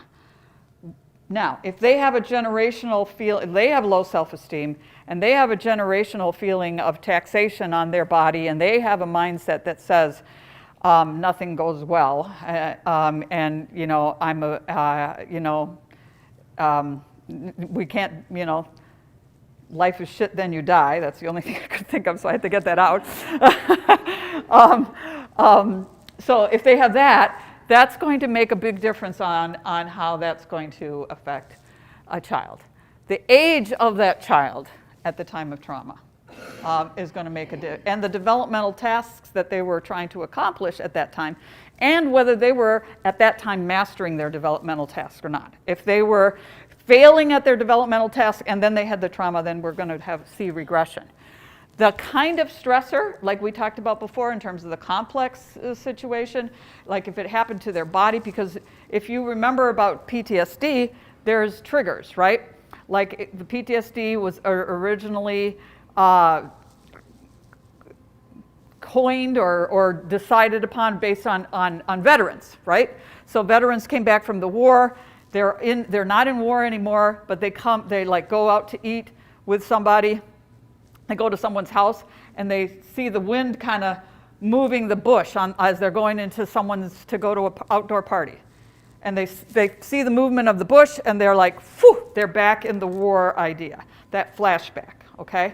So let's say that the trauma was your body, physical, sexual abuse. You cannot leave your body. That body is a regular trigger thing for you. So that veteran who sees that problem in the bush, they can just decide not to go to any house that has a bush in it or never go out when it's windy. But you can't leave your body. So there will be some flashbacks just because you have a body if that was the place of your trauma.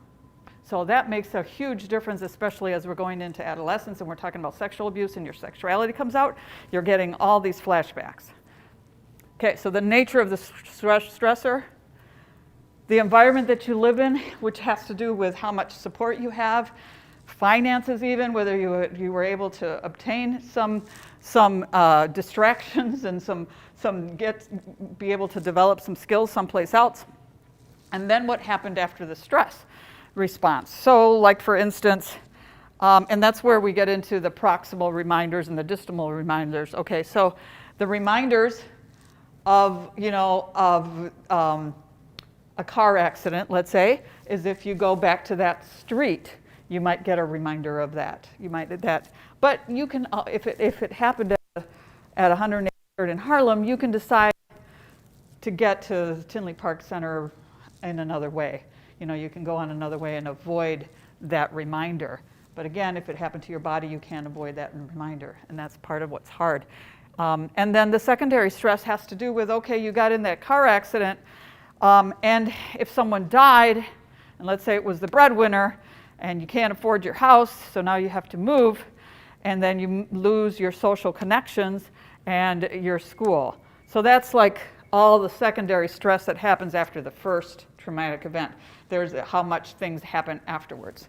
So all of these things, well, here at the child age of the trauma, the developmental stage, but also some kids are born a little more sensitive than others. Some kids are born a little more resilient than others, and there's not really a lot you can do about that. Okay, a quick immigrant experience for everybody to understand that that's an extremely stressful, traumatic experience, even in the best of circumstances. You're giving up a lot of your resources when you have an immigrant experience. You give a lot, all your community, the things that you know, the language, even your status in the community can frequently change radically. And some of you, have those. Some of you may be experiencing it yourself in your families and know all about that. So frequently, they carry trauma from their home countries. Most are under a lot of stress all the time and walk around unsure of what they should be doing, or even if they understand what they should be doing. So I just want to provide some empathy for them. So again, what we see is behavior, and here's all the things that are underneath that behavior.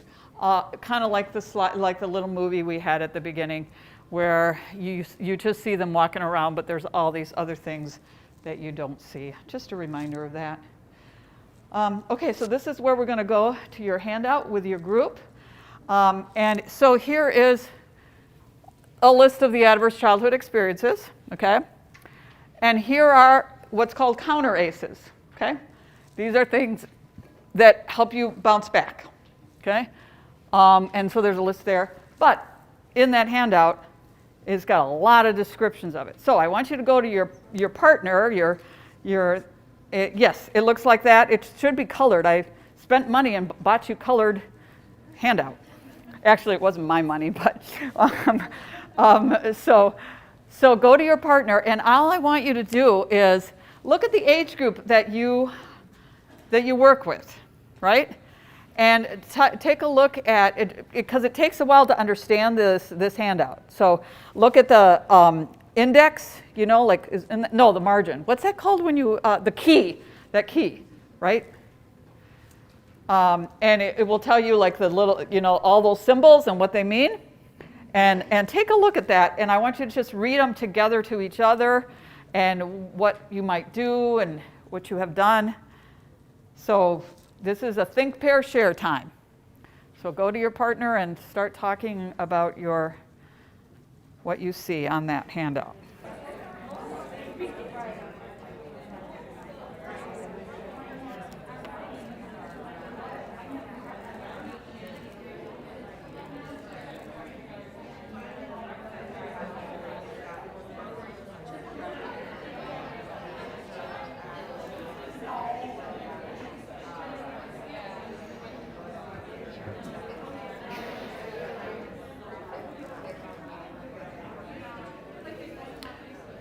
Okay, I'm really interested in seeing what you learned from this. It was a very detailed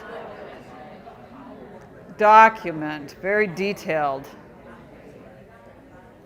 And it's the first time I've really utilized this document. So I'm just kind of curious what people learned from it or didn't or were surprised by. So does anybody want to share what you learned from this, or what was shocking, or what was validating, or anything on this? You don't have to. Just kind of curious, because I haven't gotten people's reactions to this before. So any reactions to this? Was this? Yes, go ahead. I think just as a social Sorry. worker, I know I shared this with you, is The mic? Oh, yeah. So sorry.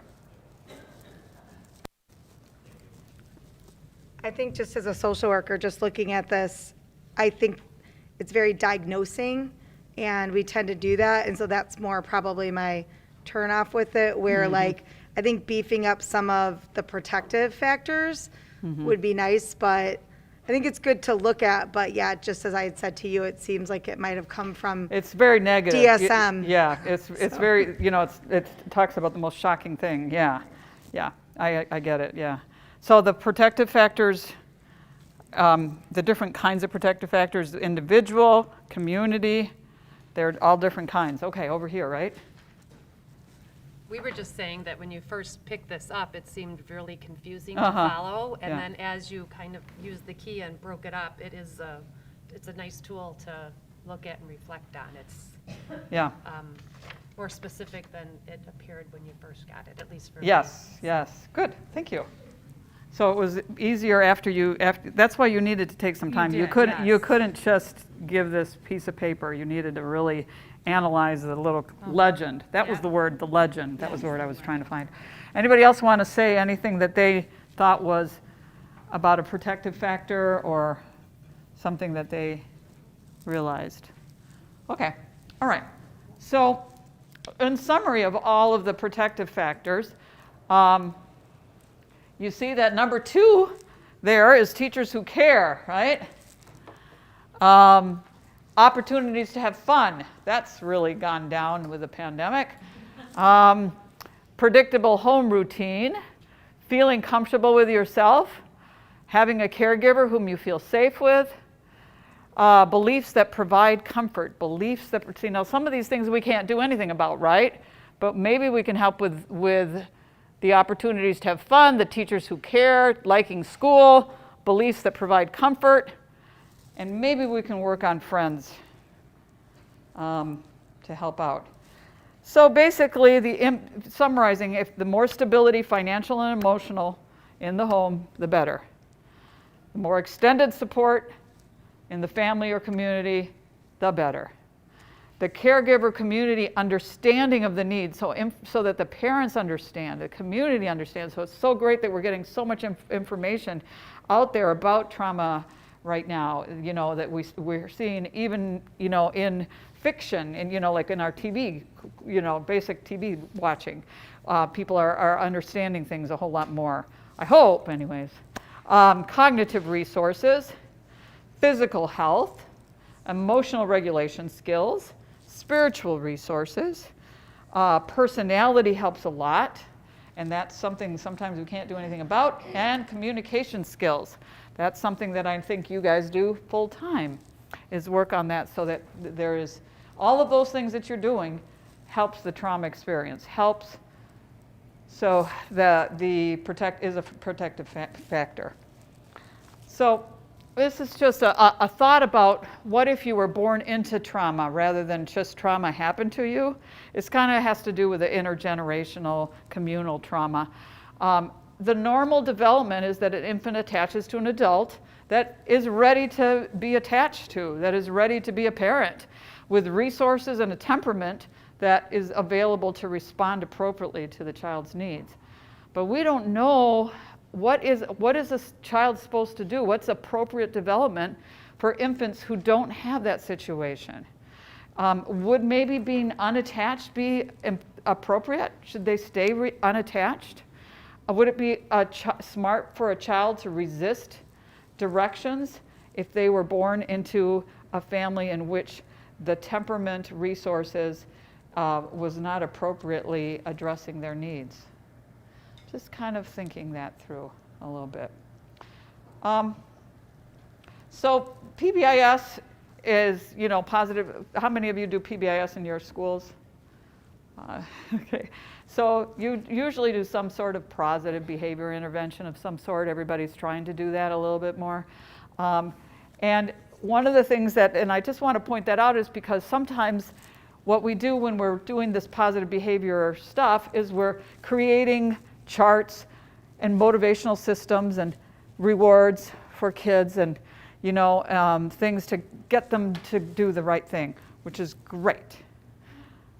I just want us to think that sometimes what happens though is that it can create frustration for teachers, because look at all this beautiful work that I did, all this beautiful plan, and they're not responding, and they're not climbing the ladder that I have worked hard for them to help them climb.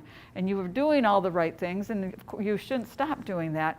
But if we're talking about a child with trauma, we can't, sometimes they're hijacked, right?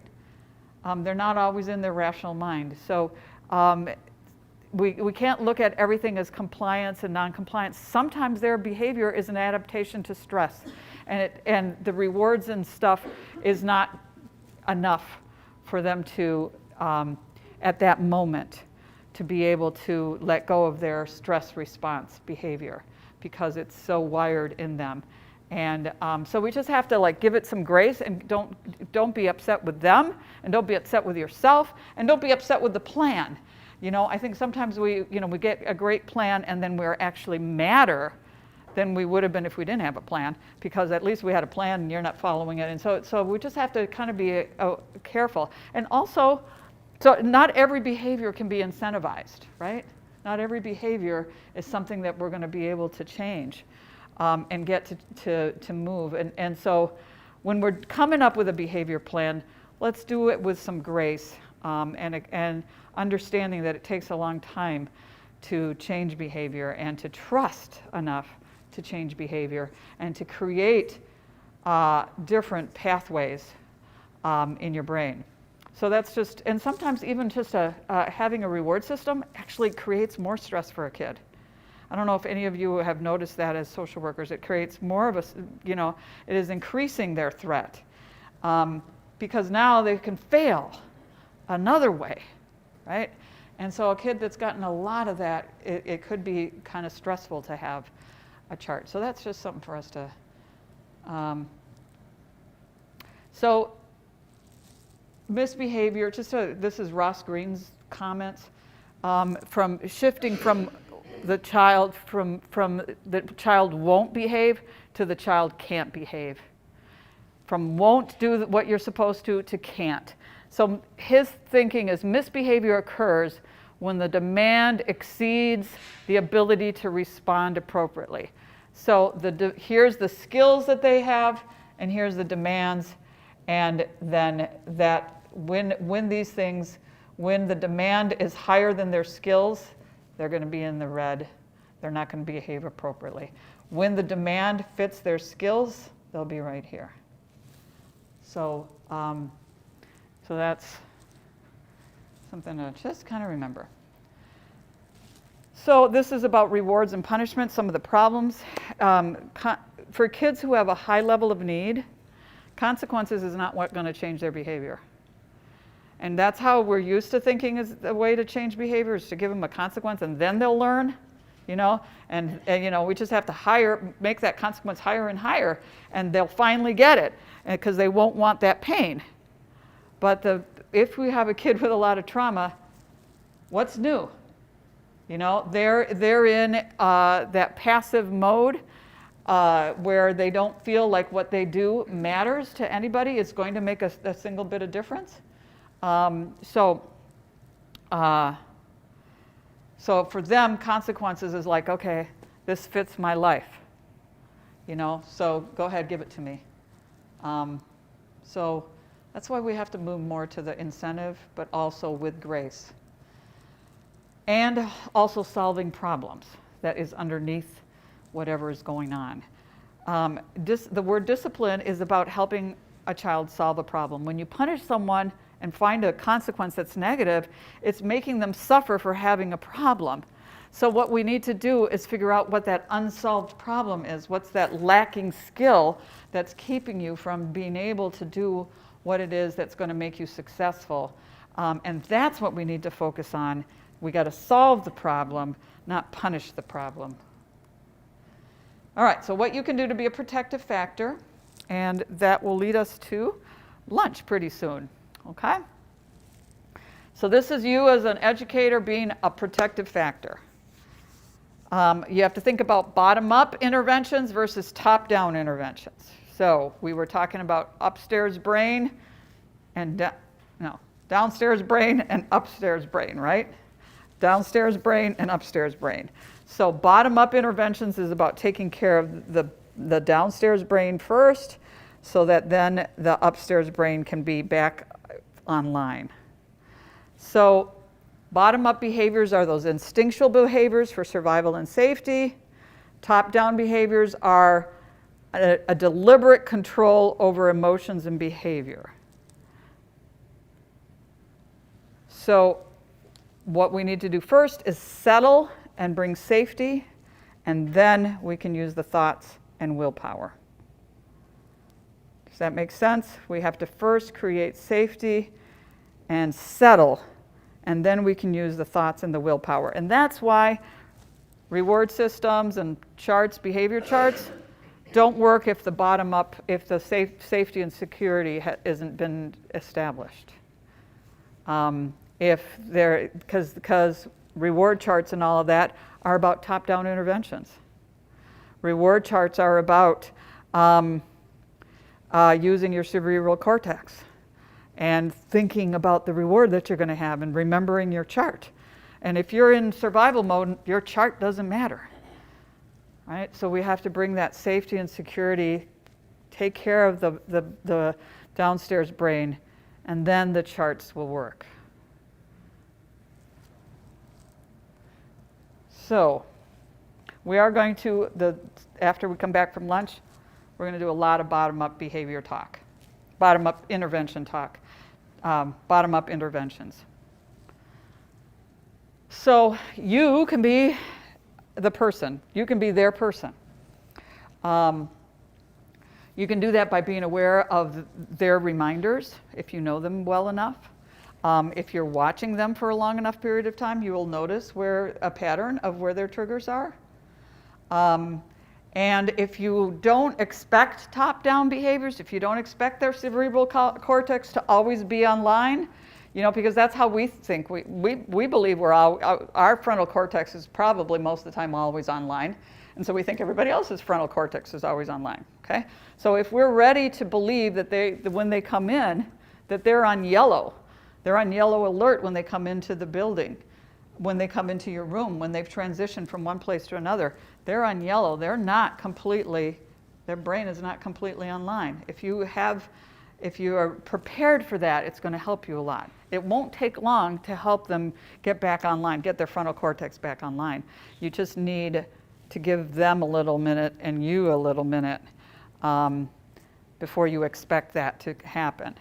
And teaching bottom-up interventions. I think some of you were, some of my prizes were all about teaching bottom-up interventions. They were handouts that you can make and laminate. And all of the prizes that I gave you, they're all on those resource pages at the end of the PowerPoint so that you can download them yourself and use your color copy, your color ink, and your laminating machine and make different tools to help with the bottom-up interventions. And then, teach the hand model of the brain. Teach the brain so that so that they can understand what needs to happen to their brain. They need to wait to get their frontal cortex online. They need to settle themselves down. Teach that. And teach that activate, meet, and settle. A lot of times, because that's the way to deal with a threat. A lot of times people don't know how to settle, right? We were talking about that when we said what could go wrong with the activate, meet, and settle. What could go wrong? They don't know how to settle. or the settling or the activation just keeps going. So teach settling, and that's really a bottom-up intervention. Okay, so teach this, activate, meet, settle, and grow. And sometimes we really need to point out to kids, you met that threat. You did good. You took care of it. Because sometimes, especially, you did good. You should relax now because you addressed it. Good job. Because sometimes their perception is like, things are out of control in my life, or things are threatening all over in their life. You need to just point it out. You took care of that problem. And then point out the growth that they got from that, right? You learned about yourself. You learned how to deal with life. You learned how to deal with adults. You learned that you can survive this. You learned that you're stronger than you think, all right? So I just want you to ask yourself, is the classroom management interventions that you have top-down, relying on your student's thinking brain? And no judgment if they are, because that's how we were trained. Like I said, we didn't really know about brain science, and all the interventions that we have are thinking interventions. And so we have to really work on those other ones, because we don't have those in our they're not as comfortable for us. As well as, I think probably in preschool we probably do that more, but really we need them as we've been talking about. We need them through all the ages. Some settling interventions, some bottom-up interventions, and then just be aware of, was your classroom management system actually increasing stress on your students? Okay. All right, so how can a teacher become a protective factor in a student's life? Who would like to share that before we get off and get a prize and get ready for lunch? Thank you. Go ahead. Oops. I got to get this thing.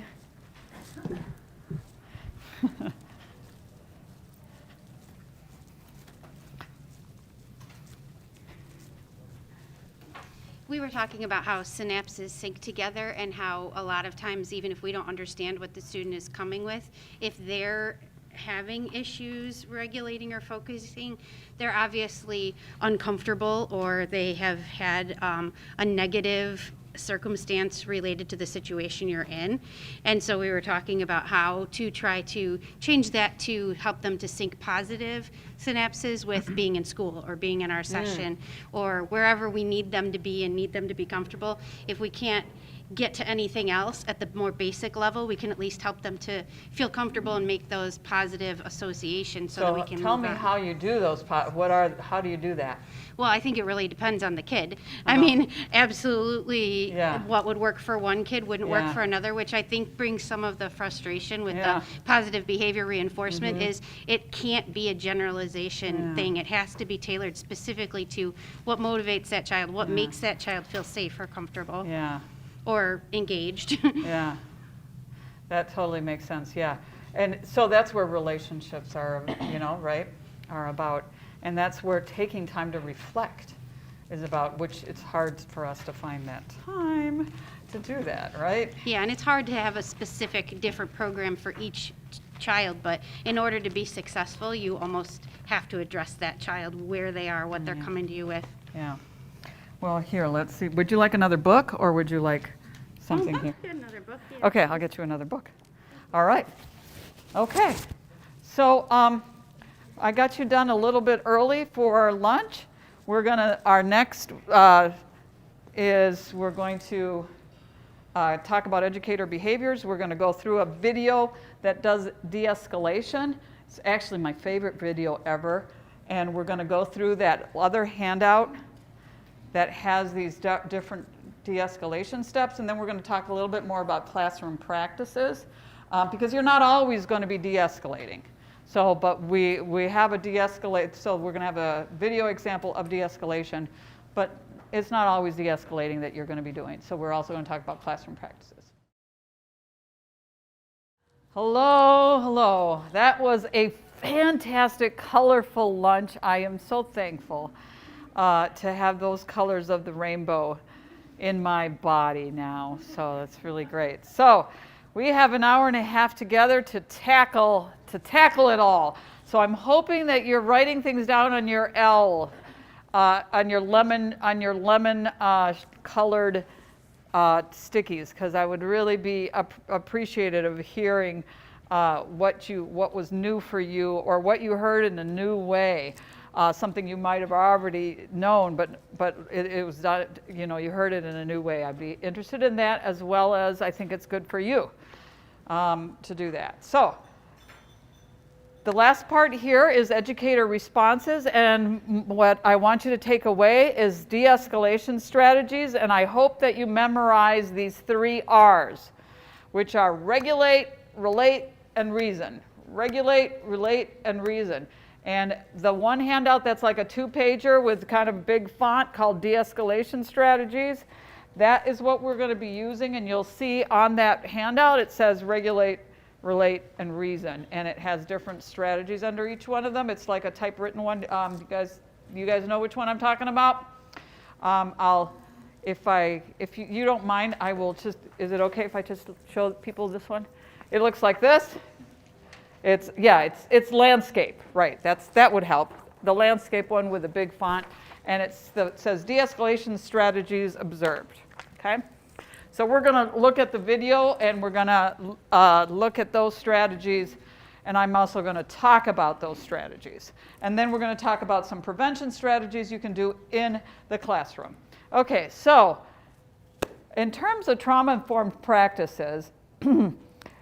We were talking before how some of the things you're doing already are trauma-informed, right? And so trauma-informed practices is not always what you're doing, but how you're doing them.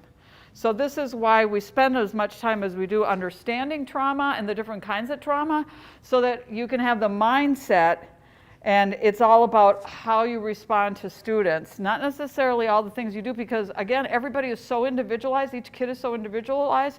Your personality is so different. Your context is so different.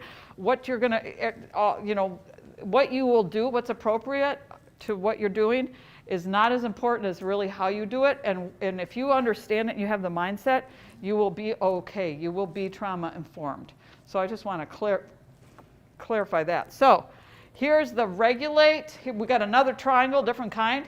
Regulate, relate, and reason. Now, the reason I picked this icon, as opposed to many other ones that are on the internet, is there's this movie, oh man, I forgot, it's called Instant Family, and it's with whatchamacallit and whatchamacallit. It's with, what's that, Mark Wahlberg or something like that? Yeah. Yes. So they adopt these kids, right? Or they go to foster these kids, and they go to foster parenting classes, and that poster is on the wall. So so it's cool that when it's in media. So that's why I picked that one. So they learn how to be a foster parent with regulate, relate, and reason. So the regulate part is the bottom-up strategies. So, and that's why it's at the bottom of the triangle.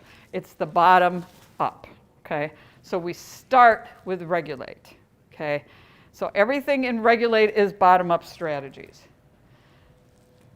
And the first of them is you, okay? You, and if you're a teacher, this is probably, this is where I'm not the social worker. And so why is this why do I need to learn this? This might be hard for you to realize that you're the one, you're the important person. Accept the fact that you are a powerful person in this student's life, that you are a protective factor in this student's life. And sometimes you want to be not it. You want to make that the social worker's job. I understand why you would want to do that. You didn't go to school for that. You went to school for teaching them how to whatever. But in terms of trauma-informed, you're it.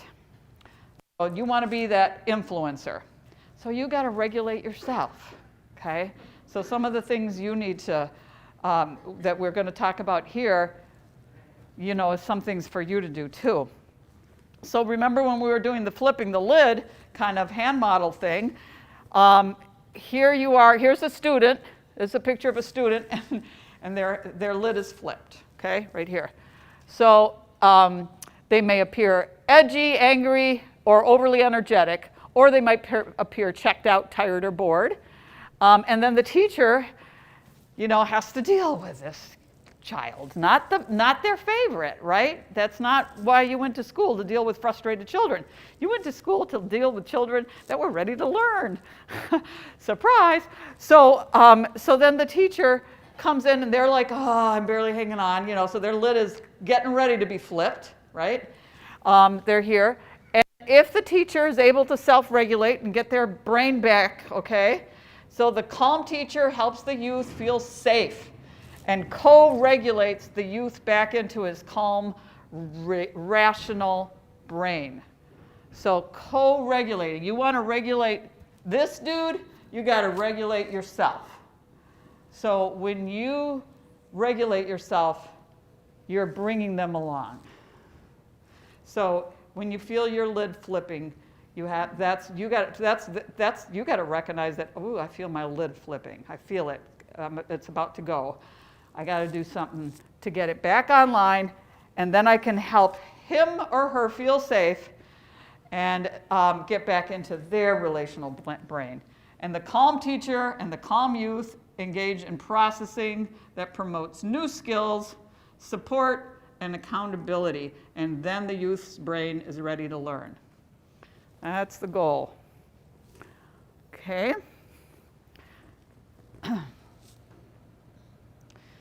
So we're going to talk about 6 regulation strategies on the first R. Okay. So they are, I'm going to say them all, and then we're going to describe each one. Mirror neurons, breath, grounding, sensory, change in physical state, and distraction. All right, let's go.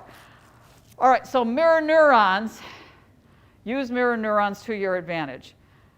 Mirror neurons are a real brain thing. Did not know about it when I first went to school. Mirror neurons are a real thing. So that means that's like a monkey see, monkey do kind of thing. If I'm breathing slowly, they're going to breathe slowly eventually. Sometimes you have to point out, look at, I'm not raising my voice. I'm breathing slowly. I'm calm. Let's try this. You might have to help the mirror neurons going, but use mirror neurons to your advantage. Okay, so I have there a little trick, my dad's joke. You see there, my dad's joke? So that's a cue to me to tell you a joke. All right, so my dad has this joke. He says that, let me see if I remember it. You know those people who forget the punchline? Okay, so I'm not that. I don't think I'm that. Anyway, so this man and this young boy were in the grocery store, okay? And they are overheard. Somebody overhears them, and the older man says, "Okay, be calm, Alan. Don't get angry, Alan. Put that back, Alan. Don't throw, Alan.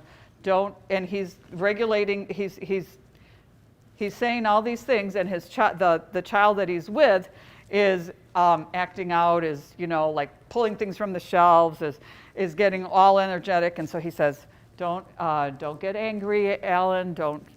Anyways, they get to the parking lot. The person who overhears them says, "I was so impressed with how kind and patient you were to your son Alan. I was so impressed of how calm and solid." And the older man says, "My son Alan?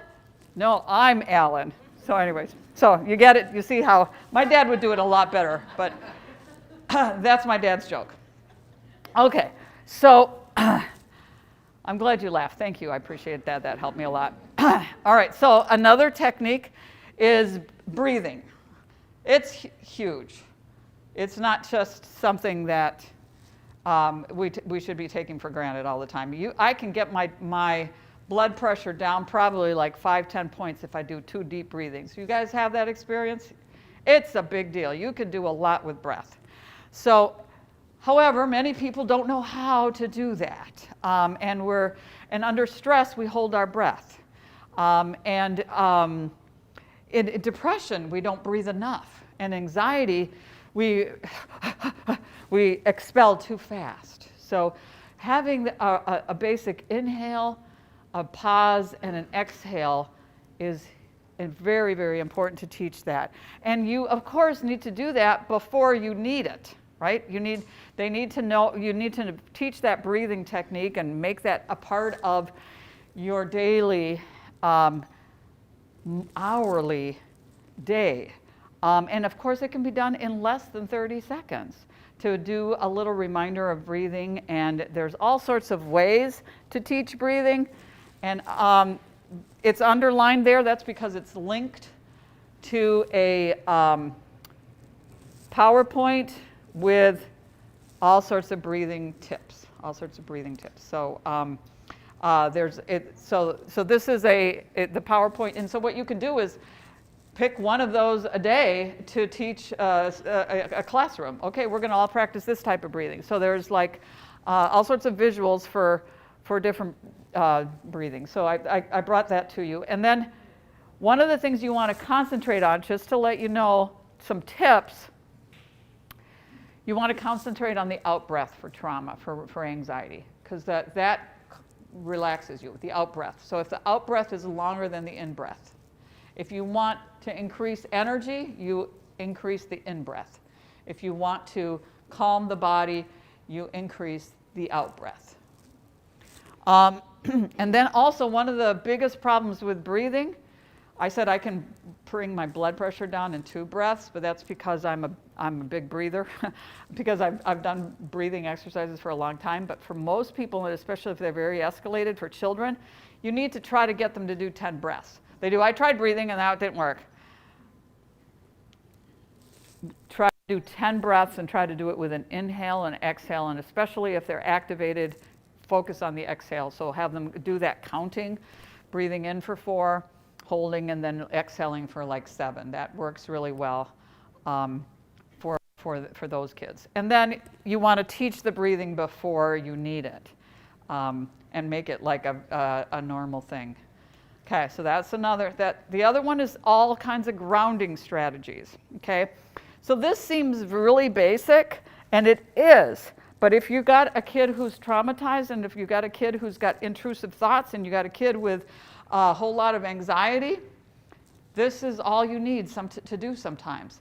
It's basically, okay, here we are, it's Tuesday, we're in Tinley Park, we're here with other educators. You just talk about the things that are in their environment. You just bring it up. The room is blue, this is our classroom, it's whatever, we're gonna have lunch. You just talk about what's happening in the world. You just get them here and now. Simple things. Like if you go to a nursing home, right, what does the nurses do? Hi, it's 8 o'clock in the morning, open up the windows, it's sunny, those are grounding strategies, okay? You can go even further than that and actually have them do things that bring a little more sensory input, such as walking barefoot, doing some actual stretching like yoga that puts you in your body. Okay, I'm here. Or you can just ask them to name 3 things in the room. You can do that one activity where it says, uses their senses. Name 5, 4, 3, 2, 1. Name 5 things you see, 4 things you hear, 3 things that you taste. Just kind of get the senses activated, grounding. Drinking water. That's enough, all you need to do for walk. That's what a lot of people do as they're in dementia. Let's get a drink of water, right? What you're doing is grounding strategy, okay? Coloring, because you're doing something sensory, you do something kinesthetic with your hands, you're doing something visually. Those are using your senses. And then any kind of plush toys where you can squeeze, oops, I'm sorry about that, where you can squeeze or touch, again, to use your strategies, your senses. So grounding is just basically feel your feet on the floor, feel your sits bones on your chair, feel your back against the seat, things like that. That's grounding. So that kind of fits right into sensory needs. Where I'm so glad that fidgets are normal now, you know, that everybody, that's not looked at as weird, and we have all sorts of fun fidgets now that people can have. You can do things yourself like hugs, butterfly hugs. It messes up for me to do that. Tapping, anybody who's seen EFT and done some tapping, these are, there's lots of great tapping videos that are kid-friendly. EFT, yep, like this. Yep, she's got it over there. She's showing us. Yep. And then if a kid is pacing, one of the things that I suggest is that you pace in a figure 8. The reason for that is if you're pacing in a circle and a circle and a circle, what you're doing is revving yourself up, okay? But if you pace in a figure 8, what you're doing is activating both sides of your brain. Anything that is crosses the midline relaxes a person. So pacing a figure 8, you can try it. You should try it, and you'll see how it feels different to do a figure 8 versus going around in a circle. And any cross the midline things like the windmills, this thing that you do with yoga. Also, any rocking sensations, jumping on a mini trampoline. Anybody else have any other sensory things available in their school that they have that I haven't listed? Okay. All right. So for older kids, I put this list here because sometimes it involves like different things that you can give them a brain break in a corner in your room. You can have them do things like cat's cradle, you know. Do you guys remember when you did that when you were, yeah, that was fun. You could do that forever, right? Rubik's Cube, that's a little more older. Those little puzzles, you know, the metal puzzles that, brain puzzles. So maybe a little kaleidoscope, a lava lamp. Sometimes, younger kids, this works well. Lotion, or even what's that called? Essential oils, things like that. Gum. Is that allowed in school? It wasn't allowed when I was going to school. I had to write 100 times. If the gum chewing student and the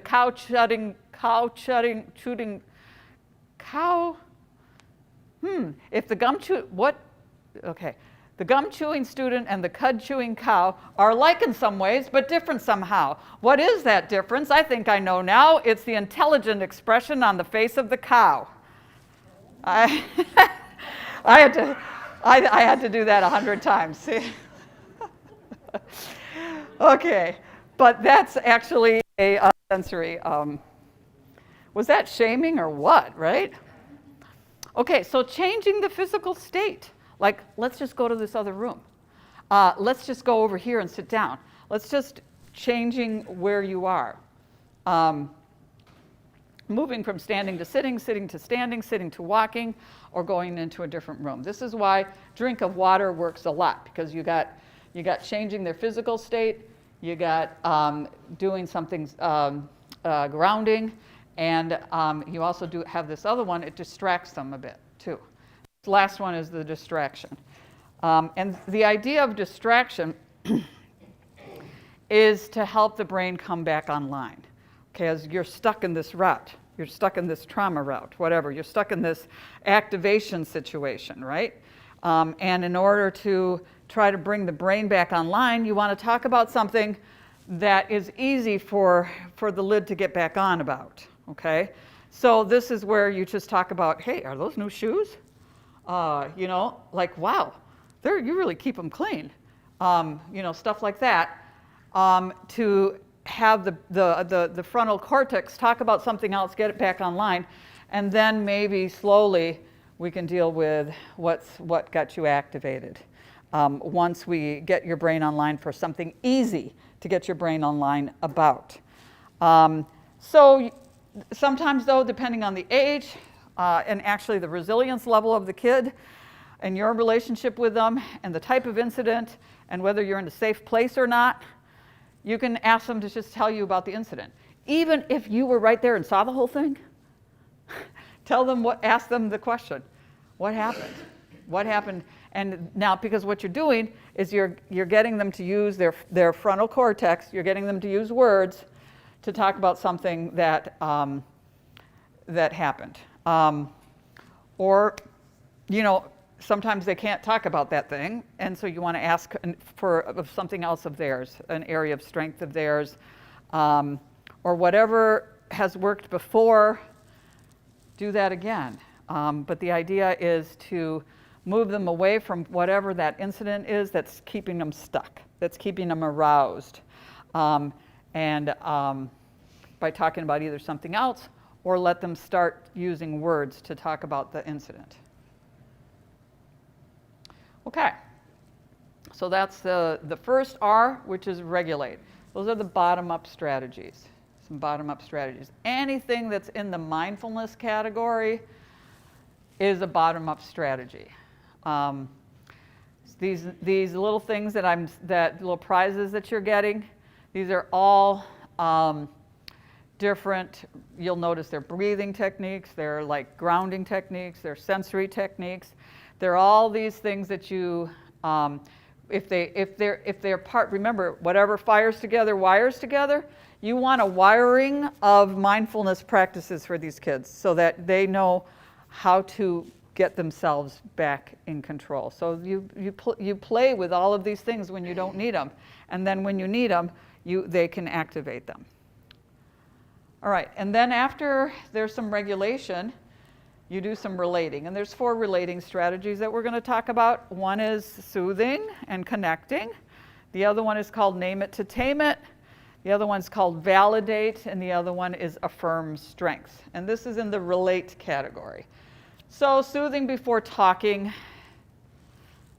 is just about making sure you're in the right zone and that you are doing things that are connecting and whatever those things. So soothing would be probably, providing a sensory activity, having a soothing voice, having a soothing space, being in a soothing place yourself before you move into talking. And then you want to also do some validation. So the word validation means demonstrate the value of.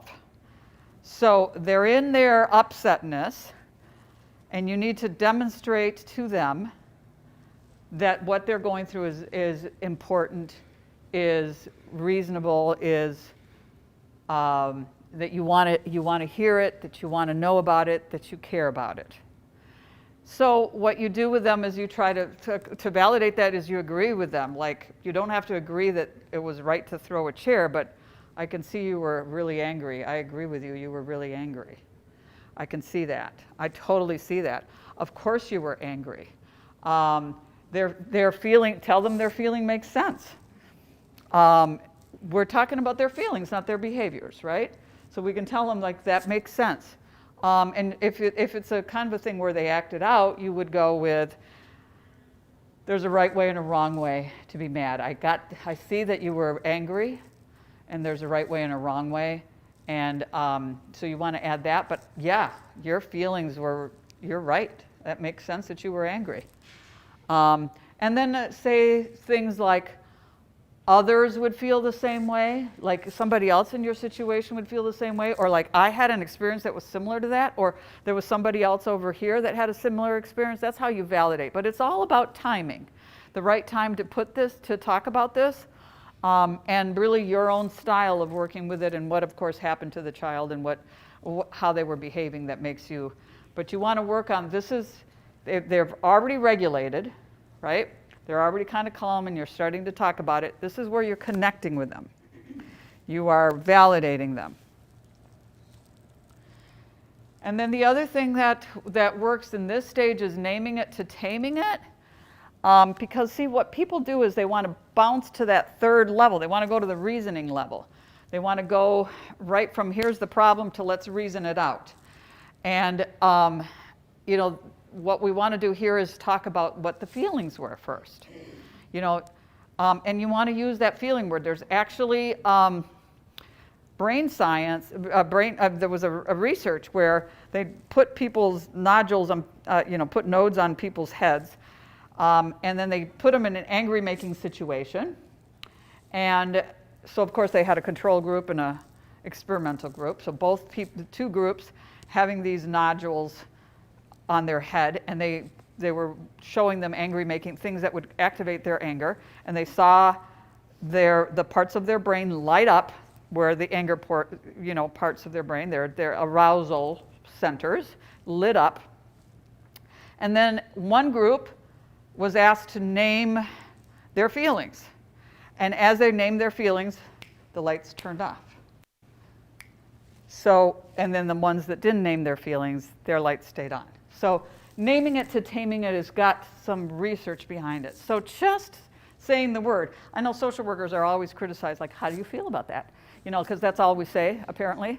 That's what people think, that's all we do is ask you, what were your feelings, And I actually kind of bored about saying that on a regular basis too. I sort of thought, like, okay, is there another cute thing I can say? Do I have to always just say, how do you feel about that? But since I heard this research, much happier about asking, how do you feel about it? Because I know that what I'm doing is naming it to taming it, and that actually there's something that's turning off in their brain that needs to be turned off. So name it to tame it. And of course, if you're dealing with little kids, they're needing to have some development in terms of knowing what feeling words are, and and associating them with their body feelings, associating them with the faces, the facial features of somebody. So they need some work on the vocabulary of it. But naming it to taming is really useful. And then repeating the feeling words that they used is really important. So like just mirroring that, just repeating it to them. So you're feeling, they say, now, especially if they're on the spectrum, you kind of have to use the same exact words that they say, otherwise they get kind of ticked off. Like if you change the word and say more like, if they said angry and you said, oh, you seem frustrated. No, I'm angry. So they usually tend to need the exact same words. And then sometimes join the intensity. And actually I had an example of that last night, which I was like, wow, that's really cool. I got to see it right in action. There was a child who was all upset. You know how there's a bus driver shortage, right? And all upset because the buses weren't coming, and on and on and on and on. I'm going to sue the school, blah, blah, blah, blah, Okay, so you can just imagine someone totally dysregulated. And so the staff was actually trying to be very regulated. Their lid wasn't flipped. They were talking really calm, low and slow. But it wasn't working. The kid was getting escalated. That's supposed to work, right? Because I kind of just told you that to try to stay calm, and it's supposed to work. It wasn't working. And so then the para went like, oh my God! Got into the same intensity that the kid did. Oh my God, that is just terrible! And then brought him down and brought him down and brought him down and brought him down. And so what that child needed is needed the validation of someone in terms of emotional intensity. That para got him, because matched the intensity, and then used the mirror neurons, joined him, and then used the mirror neurons to slowly bring him down. Does that make sense? So sometimes, the more upset you are, and then the more calm you are, they get kind of mad. Like that's polarizing, right? The calmer they are, the more upset they're going to get. So she did it naturally, just brought him down, which was really wonderful to see. Would have been great to have that on video. So, and then the other thing is affirming their strengths. So this is, again, in the middle. We're not talking about the problem yet. We're just in the relating column. They're regulated. Right now we're connecting and relating. We're not talking about the problem. And what you do is you pay attention to all the things you know about them in the past that they're strong about, or that in that instance that they did. I see right now that you're you're talking to me, you're using words. That's fantastic. Or you're keeping yourself in a safe place. So you talk about anything that is strength, or like any positive experiences that they've had with you in the past, you remind them of that. You're always my student that blah, blah, blah. I can count on you for blah, blah, blah. Tell them something you like about them. Compliment them on something they care about. Even if that's shoe quality. Compliment them on something that you know that they care about. And then sometimes there's something called championing, where you just say, I see before me a brave, strong 12-year-old, something like that, and you just say that, even though they've just had a meltdown, right? You say that because you want to bring that out in them. You want to bring those parts of them out. And because in some ways handling a difficult emotion is brave. Handling your trauma or your injury is brave. And to point that out, because they're feeling kind of the opposite of that, they're feeling demoralized and have low self-esteem. But really, someone who is in the middle of processing something, that's brave. That's a lot. I mean, those are our bravest moments, when we're the most vulnerable, right? And so just keeping that, and so you champion them. And then you get to use your top-down strategies that you've been waiting to use your whole life and that you got trained to do. Now you can, after they're regulated, and you can kind of tell they're regulated because their breath is going to be kind of steady. They're going to have steady breathing. And then that's when they're going to be regulated. And then you do that bonding, and then you move into the reasoning, which is your top-down strategies. And for those, there's low and slow, we words, removing the shame, ask questions, and clear is kind. So low and slow is where instead of, when you reason, instead of having thousands of, talking really fast and having thousands of thoughts, you just keep it low and slow. And you might have to slow your own heart rate by taking some deep breaths. And make sure you pause between sentences, and you have your body movements are also slow. Speak in short sentences, not a whole lot of rapid fire questions. I see that happening. I have a vision of that happening. I saw that the other day, where the police officer was like, "What's the problem? What's the problem? What's the problem?" in 5 different ways, that wasn't low, it wasn't slow. And then not preaching, and the kid his brain wasn't online. So asking a question like, "What's the problem?" when the brain's not online is going to get you nowhere, and just going to make you frustrated, make the kid frustrated, and you're not and it's going to make the meltdown last longer. So we words are where you do team things. You say team things, such as, you're not alone in this. This has happened before. And then I'm here with you. You're not going to do that. I'm not letting you go. We're doing this together. I'm not letting this happen to you. This is, I'm doing this with you. This happened to me too, because I'm upset too, or something. So anything that's we-oriented, I'll go with you. Let's beat this. Let's make a plan. This happens to a lot of people. Anything that's you're not alone message. And you're not going to be alone, and I'm not letting you be alone. Those are we words. When you do, this is in the reasoning. And then remove the shame. This is where if you've taught them about the brain before, it really helps. Because you can say, you're in your downstairs brain. You were in your downstairs brain, you're upstairs, you can talk about that. Your amygdala got hijacked. Your amygdala hijacked. So if you're at a high school level and you've talked about amygdala, you can say that. And then it just feels a little more objective. Right? Or if you basically say, you have a right to feel this way, let's think of a smart way to handle this. Or just your brain is on overdrive. We got to get, if you just blame it on your brain instead of blame it on you. Removing the shame. Why do we want to do that? Why do we want to remove the shame? Because nobody wants to change. The energy needed to change when you feel shameful is very different than the energy when you feel powerful and capable. If you feel powerful and capable, you have more energy to take the actions that you need. If you feel shame and less than and inferior, maybe you'll still do a little bit of change, but you won't have the energy for it. That's the other reason why you affirm their strengths, because you cannot deal with someone's weaknesses without using the resources that they have, the strengths that they have to deal with their weaknesses. So the same thing with the shame. I mean, I was raised with being shamed. You know, this is the way our parents raised us. My parents were heavily religious, and so I was always disappointing Jesus. So,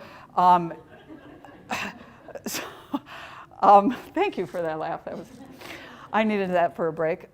So, you know, even though I did recover some things, I did change some behavior. It was never something that I could be proud of.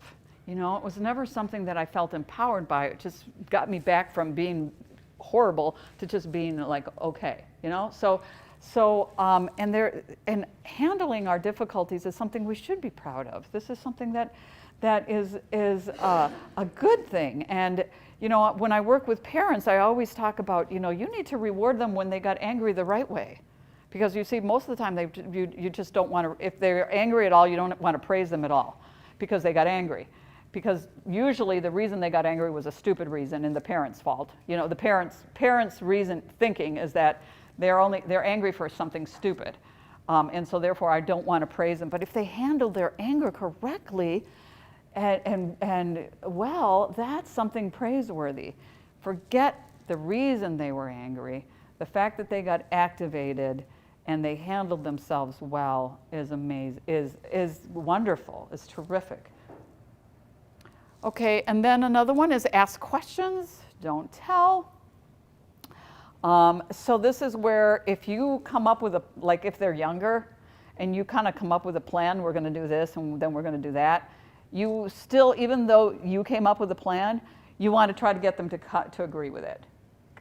So you basically say, shall we try that? Does that sound good? That kind of thing. Get them on board with it because they need that sense of control.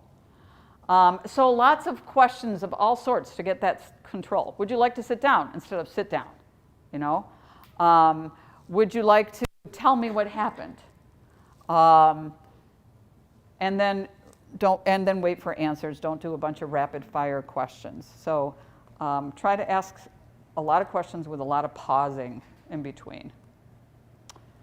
And then clear is kind. That's Brene Brown's statement. Clear is kind, unclear is unkind. And so in order to be clear with someone who has just this little bit of availability for cognition, you want to make sure your steps that you're telling them are small and that you have just a short term that you're paying attention to. We're not talking about their entire life. We're not talking about their entire year. We're not talking about their month. We're not even talking about the rest of their day. We're talking about the next 10 minutes. About what we maybe should do, because that's the clear. And don't talk about the past problems and patterns. You can talk about patterns at like the next week. If you're noticing a pattern during a certain amount of time, you know, that's happening at a certain thing, you might want to wait till next week. But you know, it also depends on the kid, how resilient they are, how strong your relationship is, what kind of environment are we in right now? Do we have a lot of time? Do we have a little bit of time? If we have a little bit of time, we just stay with a little bit. And then breaking down your plan into small steps. Like for instance, they might give you a solution that doesn't make sense at all, and you know it doesn't make sense. You know it's like kind of the wrong solution. But you say, you know what? Let's try that later. Let's first try this and then we'll see about that, you know? So especially if they came up with a solution that doesn't seem realistic, just say, okay, let's try something else first. Okay.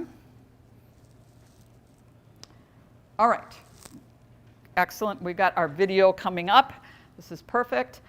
All right. This video is in the King's English, okay? So the King's English is not always our English, right? So there's a couple of words, so you have an accent, so sometimes that's hard to understand, right? And also they speak quickly because they're talking the way they talk. We probably talk very fast ourselves. So they're talking King's English quickly. Okay? And so there's a couple of words that I need to translate, such as the word mobile means phone. Okay? So that took a while for me to understand what's mobile. When they're talking about my mobile, it means their phone.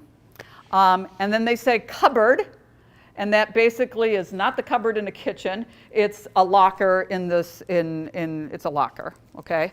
And then they say the word nicked, which means stolen. Somebody nicked nicked it. It doesn't mean that you got a nick on your car. It means somebody stole something, okay? So this is also an adult. It's still my favorite video, even though it's not completely applicable for you guys, because it's an adult person in a residential facility with disabilities. So it is it's an adult with disabilities in a residential setting. Okay, and this is a staff member, and there's going to be two parts: the wrong way and the right way. Okay, so what I'm going to have you do is and the two parts, even though there's two parts, it's only 5 minutes for that whole thing. So you have to be paying attention. It doesn't warm you up. It starts right away, okay? And so that landscape handout, okay, what I want you to do is especially in the first part is the wrong way and then the second part's the right way, especially in the right way, I want you to see if you can observe these things in the staff member's response, okay? And if we need to watch it again, we'll watch it again. If you guys want me to turn it on again, we can do that again. Or you can just watch it and then later reflect on it, because I want us to kind of to see this in action. And you see that this de-escalation took 3 minutes of your time. And sometimes we think, oh, de-escalation, it's so much time. But when you have a lot of the pieces in place, and even though these were 15 different strategies that I just told you, they're quick ones, right? They're quick ones. And so under 5 seconds each one. So you put them all together, and so we have this as a role model for us. Okay, everybody ready? Okay.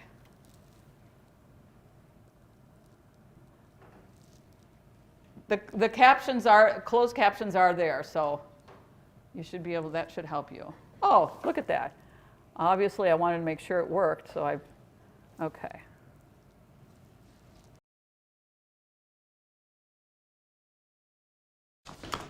Someone's been in my bedroom cupboard, and I know who it was, and they took it. I want a doctor. What's the matter, Ben? I've just been on leave seeing my mum, haven't I, right? And I come back, and I've gone to my wardrobe, and my phone's been nicked, and I know he's taken it. I know he has. Okay, you're going a bit too fast for me, Ben. Why don't you sit down and take a seat? I don't want to sit down. I want him to give me my phone back. He's taking it to wind me up. Who took it? Philip.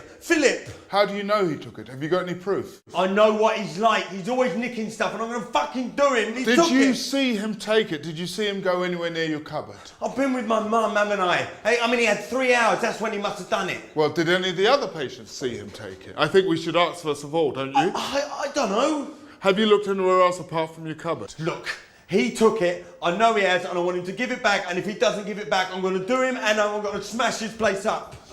Well, let's just ask the other patients first to see if anyone's seen it. No did you fucking take way! it home? I know he... Let me finish. I was about to say, did you take it home with you? I didn't take it out. Look, Ben, you're most probably upset because your leave's over. Lots of people... No, fucking not. Philip's got my fucking phone. But you don't know that, do you? Don't tell me what I fucking know and what I don't. That's not what I'm trying to say. Yeah, what are you trying to say then exactly? Look, I'm just... Don't touch me!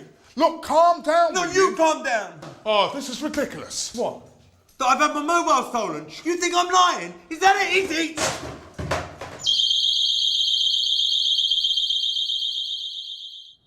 Okay, so before we go on to the other way, what's the problem here?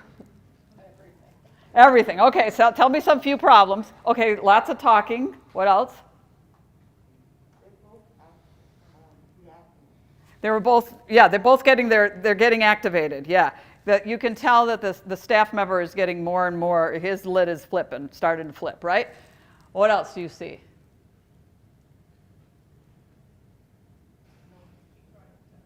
What was that? Yeah, touching. Yeah, touching, yeah. Go ahead. He told him to calm down. Told him to calm down. That always works.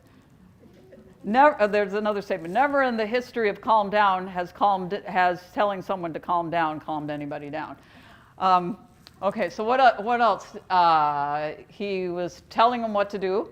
Told him to take a seat and answer. Right. Tell him to take a seat. Tell him we're going to do this. Right. Go ahead. Too much questioning by the staff worker. He just wasn't trying to find out how he was feeling. He just was asking question after question after question. Right. Right. Going to the reasoning. Going to the reasoning. When he was obviously deregulated. So moved right, totally like makes sense that he was trying to problem solve. He was trying to problem solve. And that might have been appropriate at another time, right? But whose brain wasn't ready to think about that, right? So often we do that. We go right to like, let's solve the problem when we haven't gotten their brain online. All right, so what other things, let's see, that we could say? Yeah, go ahead. The body mechanics. Yes. Were like each other they were invading each other's space and not respecting space. Yeah, and it started out with him doing this too, right? And then he got up like that and got into his face. Yeah, very good. The body mechanics, yeah. Okay, yeah. Try to tell him how he feels. Like you're probably just sad because you're not on the Okay, so that was like to bring some insight, and he might be absolutely right about that, but what's the timing, right? That's maybe the right thing at the wrong time, right? And I find that to be the biggest thing. There's a lot of times we have the right ideas, we're just doing our timing wrong in terms of the de-escalating. Okay, and so yes, got to get the brain online first before we are able to talk about an insight of that vulnerability. Yeah. Okay. Anything else? All right, you guys, very insightful group here. Okay, here we go.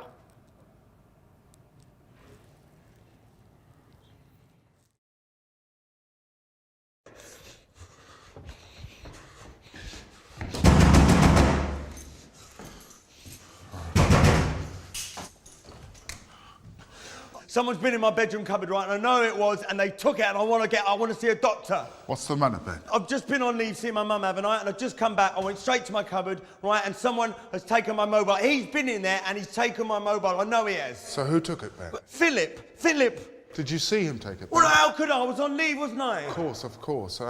What sort of mobile was it? It's a Nokia, and it's got a camera. I only just got it. A Nokia? You must be really angry, right? Yeah, well, I didn't want to come back anyway, right? But I do, and I see someone's nicked my mobile, right? And I've had it up to fucking here. Yeah, I can imagine. Listen, why don't we find somewhere to sit down and we can work out how best to get your mobile back, yeah? Well, yeah, but we can't just sit down. We've got to go talk to Philip. Why don't you come with me? We'll find somewhere quiet to sit down and talk about your mobile. No, we've got to go back. We've got to go and talk to Philip and look in his cupboard. He's nicked it. It's the best thing. But I'm just I didn't taking even him into the quiet room. We need to go and talk to Philip. Let's have a seat, Ben. I don't want to see it. I don't want to see it. Okay, Ben, I'm going to sit down. Are you going to join me? We won't be interrupted here. So tell me what happened. Well, it's like I said, right? I'm on leave and I'm seeing my mum, and then I come back here and I go at my cupboard and my mobile's got and everything else has been like trash. I mean, for fuck's sake, you do not muck about with other people's cupboards. It's just wrong. Quite right, Ben. Your cupboard is yours and yours alone. Listen, this might sound like a stupid question, but I've got to ask it. Are you definitely sure you left your mobile in the cupboard? Yeah, I don't take it out in case I lose it. Okay. And you were saying you thought that Philip took it? Yeah, to wind me up. He's always winding me up. What made you think it was Philip? Because I know what he's like. Okay, have you spoken to him? No, I couldn't find him. Okay, we can speak to him later. Did you need your phone now for a particular reason? Did you need to call someone? No. But my mum might have texted me. Right. So we need to get your phone back as soon as possible, don't we? Yeah. Do you want to call your mum? You can use the phone here. No. Okay. So how long were you on leave for? 3 hours. And was it just with your mum? Yeah. So what did you do? We went for something to eat. Okay. And what did you have to eat? What was that? I had steak pie and chips, and then I had chocolate brownie. Was it good? Yeah, it was. It was really good, yeah. So you had a good time then, did you? Yeah, but it's only 3 hours, isn't it? Do you wish you had longer? Yeah, of course. So how do you feel about being back here now then? Pissed off. I can imagine.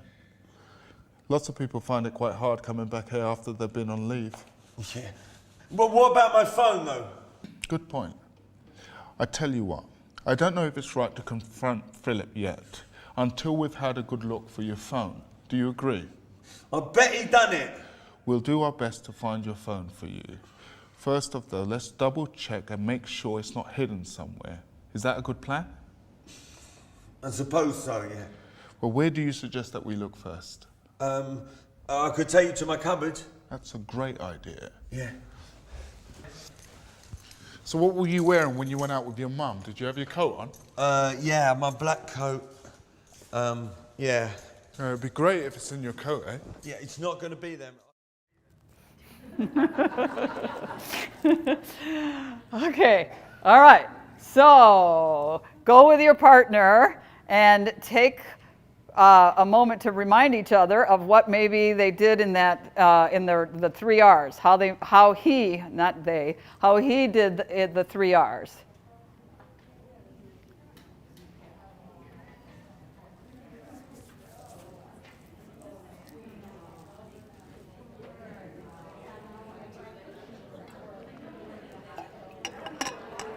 Okay, I'm going to bring you back. I'm interested in what you have to say. I'm bringing you back. Anybody want to comment on parts of the video that they liked the best, that they think was the best to help regulate, or what did they, anything about the video? Share your thoughts, your highlights to you about the video. Who would like to share? Someone said they would? No? Who would like to share? What would you say was the, okay, thank you, Tenny.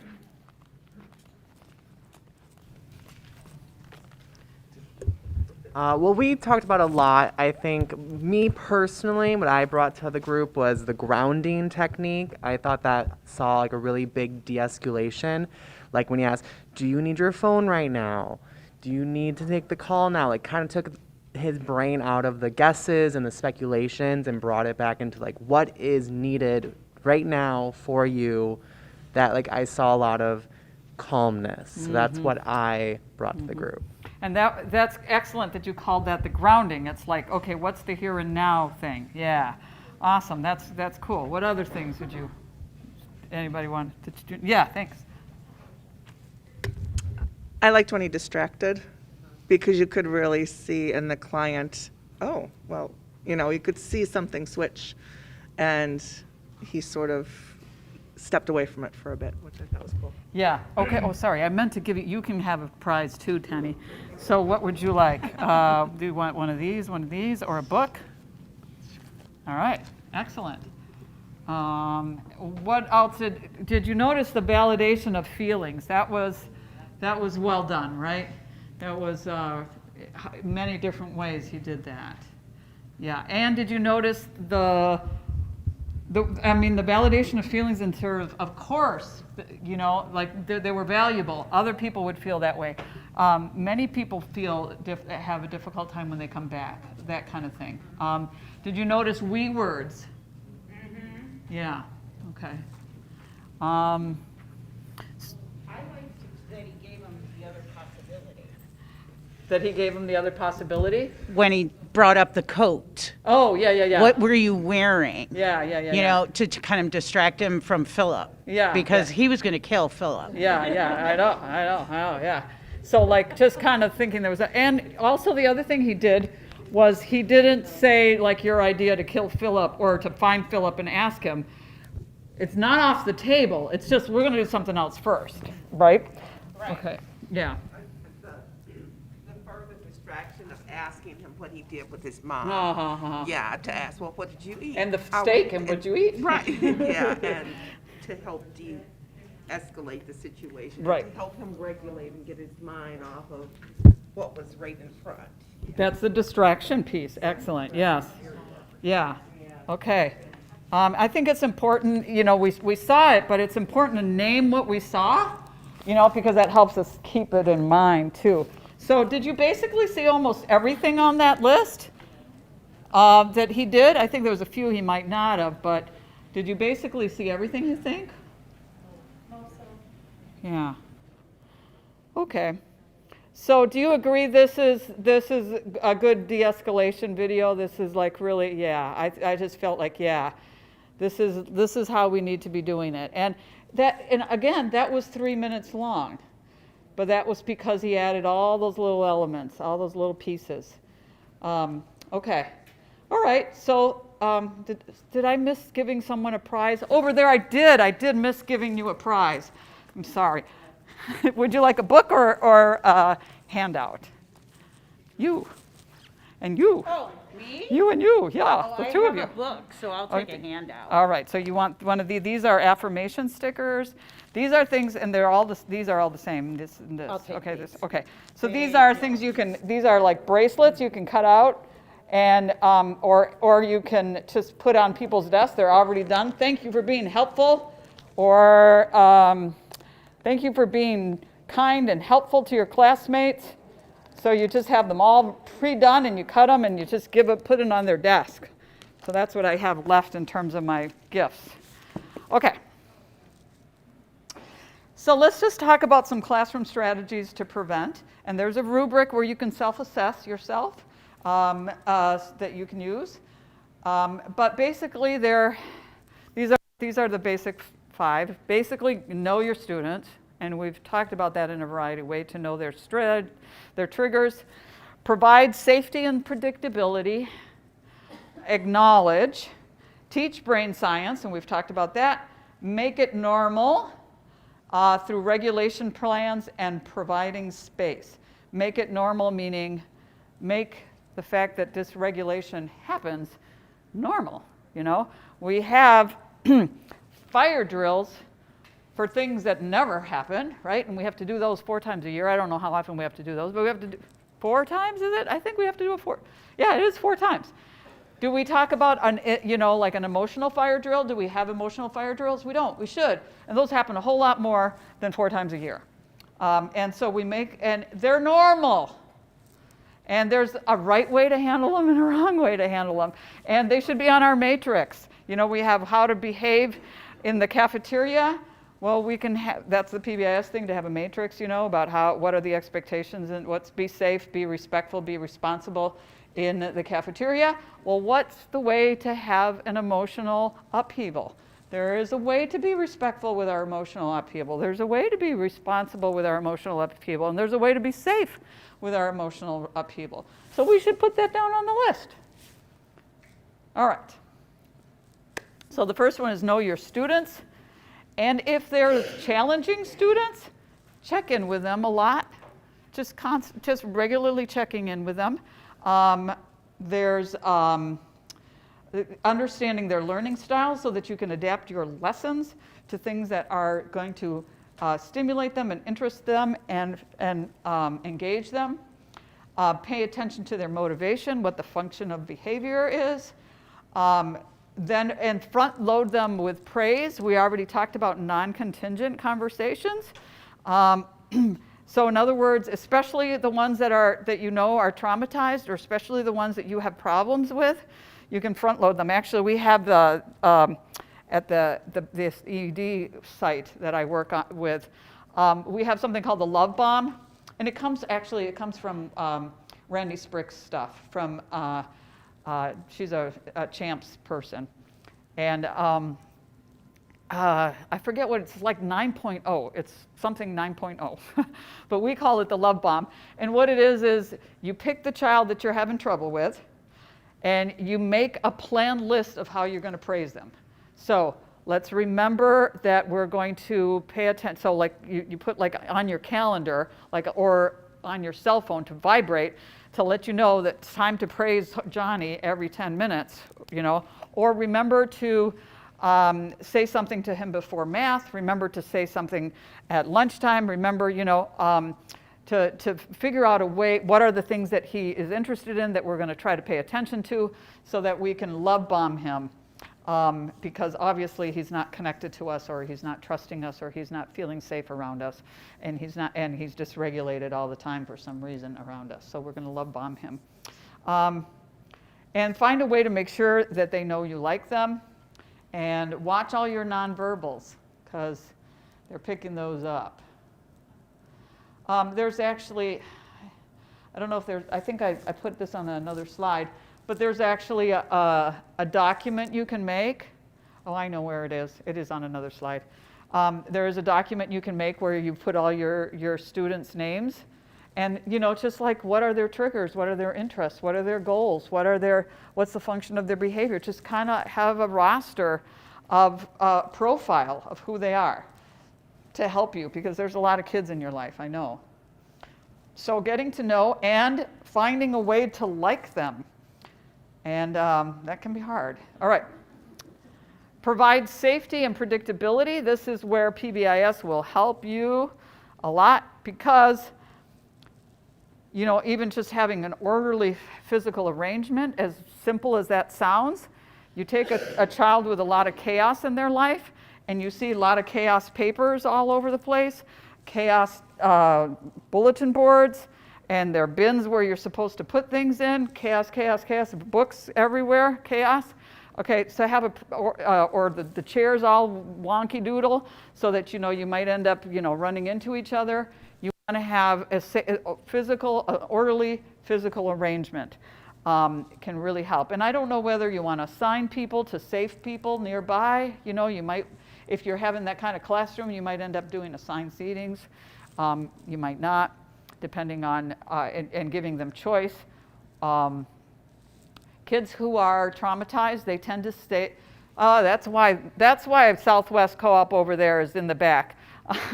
Because they tend to be in the back. Kids who are traumatized tend to be in the back, so that they are easy exit, and so that their eyes, so that they can see everybody that's around. Whereas you're the most vulnerable right here. And so you're very trusting. Same with you guys are very trusting over here too. But you had somebody who's taking care of you over here, so that's probably why. Okay, so defining your expectations for all routines and classroom procedures. That is the CHAMPS idea. Anybody heard of CHAMPS other than her, who is a CHAMPS trainer? Okay, so CHAMPS is basically an acronym that you can use to set the tone for your lesson. It super supports transitions from one lesson to another, from one location to another, because you say, CHAMPS says, the C stands for conversation, the H stands for help, the A stands for activity. So let's see, what kind of conversation are you okay with? Is this like going to be like a silent teacher-directed activity?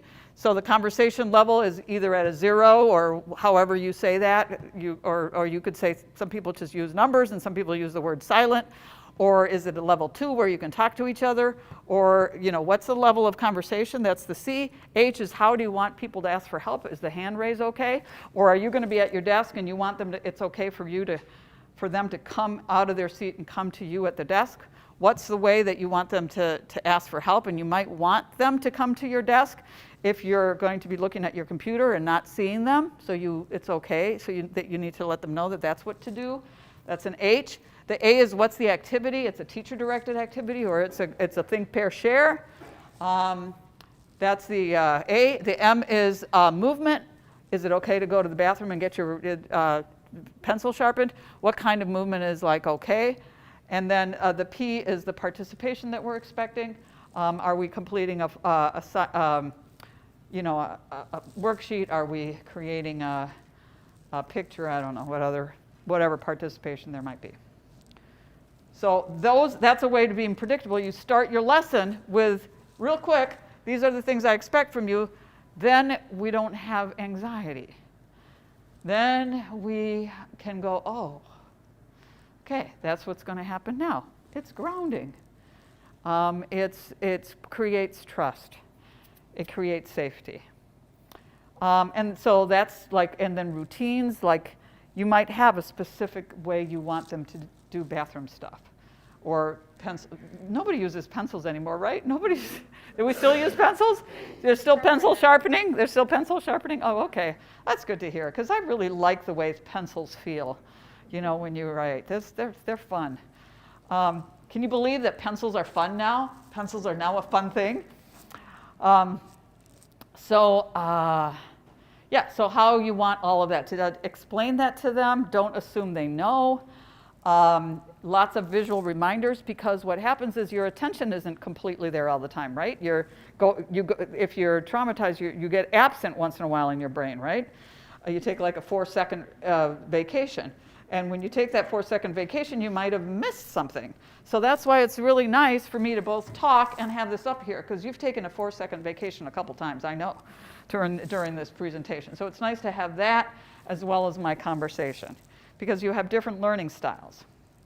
Move, scan, and interact. So rather than being at your desk all the time, move, scan, and interact. That way, that kid that knows that he's going to get bullied, you are going to catch how like you might give that look to her, and I'll catch you, and I'll be able to address you. So when you move, scan, and interact, they'll be able to know that you're going to catch things, and then asking for help is a little less intimidating because you're going to be near them, and so that they can ask for help. And definitely support transitions. That's giving lots of time for that. Okay, acknowledgments. So that students know that they're on the right track, that lets them know, but it also builds relationships. Acknowledging is just about, hey, I like having you in my class. You're kind of cool. I mean, did you guys like getting prizes? Was that kind of fun?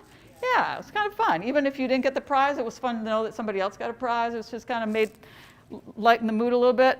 So it made a happy environment.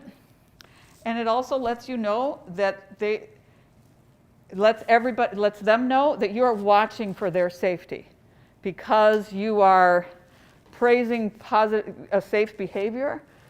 They know that you're keeping the environment safe. Teaching brain science, we talked about different ways to do that. You have some ideas to do that. It helps them understand themselves and not feel crazy, because believe me, they do know that they're acting crazy, and it makes them feel bad, and so it's helpful for them to know why they're losing their rationality when so many other times they're completely rational. And you just can say, you can make that, help them understand why they got hijacked. And then they also know that they have to wait for their brain to be online. So the more you wait for their brain to be online, the more they're going to understand where to wait for their brain to go online. All right. And then you can make a plan. That's another thing you can do in the classroom. Like I was saying in terms of fire drills, an emotional drill, okay? Have a plan ready. So one of the handouts was a bunch of different regulation plans based on age. And the regulation plans are just like something you could do and have the whole group do, the whole classroom do. Or you can have them done in like an individual session where you say, when this happens, let's do this, and have a plan for it. And so these are different links to the different kinds of age group plans that there are. I'm also sharing with you this parent website that you can give to anybody, and it's part of our co-op's website. Hold on. Oh, come on. So there's mindfulness tips of the month, and you see all these different videos, and they're different age groups. And those are some of the cards that I sent out to you guys, and here's some other ones. So this is different ways you can teach mindfulness to kids. There's like just 2-second videos. Here's a youth one that's a little older, these older ones. Okay? So on that website, I keep that going and updated, but you can use some of the resources there. Okay, so that's making a plan and teaching them this skill before they need to use it. All right, another thing you can do is you give them space, which means there might be a place in your room for self-care, for de-escalation, for sensory, for grounding. And you could, if you've got older kids, you could call it the amygdala station, right? This is where you go when your amygdala is activated. Keeps it at a scientific level. Or you could call it self-care. A lot of people call it self-care. And it normalizes emotional reactions. Gosh, guys, we're prepared. This happens to me. You could even go there sometimes yourself if you're needing that.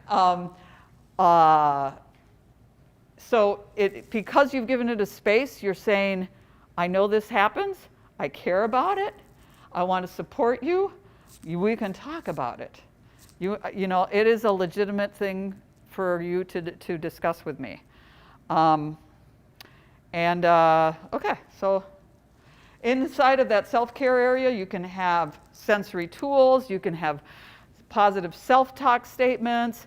You can have different, all the skills that you taught. You can have music. You can have all sorts of things there. Be creative. Get them to decide, too, what's on there. That's where your plush toys can be, your comfy chairs, your weighted blanket, depending on the age, of course, of the students that we're talking about. You guys tried weighted blankets? They're amazing. Okay, so could you do more? So add a planned routine for when you are upset. Let's talk about it. This happens. Incorporate mindfulness on a regular basis. In other words, twice a day, we're going to try something for 5 minutes. And then that's where you can pull some of those cards out, and just if they're older, you just pull out a card at random, and then that's the one we have to do today. If you're a little kid, smaller kids, you might practice that same technique for a whole week. You guys all decide. Have social jobs. You know, you have the one that the person that takes care of the plant and the person that, I don't know, takes attendance. I don't know all the jobs that everybody has, but you could have a social job where you could be the gratitude keeper, or you could be the kindness cop, or, you know, and have a social job as something that you do. Spend time in making that reflection. Spend time reflecting, you know, making a careful assessment of your routines. You know, take one of those assessment tests. If you don't do anything else, focus on transitions. Just decide, I'm going to take a little more time on transitions. If you don't do anything. Create that student profile sheet that I was talking about, or have emotional check-ins every day. Now I have this, I was thinking I put that in. This is a thermometer form, and what you see here, these were words that the kids came up with.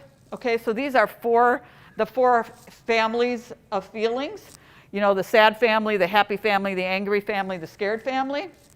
And these are different words in terms of how intense these feelings are. And you can just have like these sheets like in your room, and they can pull one out at any time. They pull it out and put it on your desk. Okay? So then they don't have to make a big deal of, hi, I need to talk to you, I'm in emotional crisis or whatever like that. They could just pull this out and tell how you feel. Now, what I like about this is that it doesn't just pull for the negative emotions, for the sad emotions or the anger or the scared emotions. It also pulls for the happy emotions. Because, for instance, you could say that you're feeling insecure, but you're also delighted. How's that possible? Like, for instance, I could be feeling, I'm very insecure because my husband's got like like maybe a COVID symptom, so I'm a little insecure. Okay, but I'm also delighted because, you know, he doesn't have to work today, and he's he's got the car, and can go and get this. It has good medical care or whatever. You know, you can be. So what happens is that you can be. This pulls for your coping strategies. So it pulls both from, okay, so I'm concerned, but I got hope, you know, but I got these strengths going on. So a lot of times what we've done is just pull for all the negative emotions, and we're not also pulling for the happy emotions. So that's why I think it's important to have, if you're doing a temperature scale like this, that you have it on a variety of things. Just FYI. And then, yeah, set yourself some reminders for praise, like using that love bomb form, so that you can remember to praise those ones that are extra sensitive. Okay, we are basically done. This one is mindfulness for kids, and it comes with different age groups.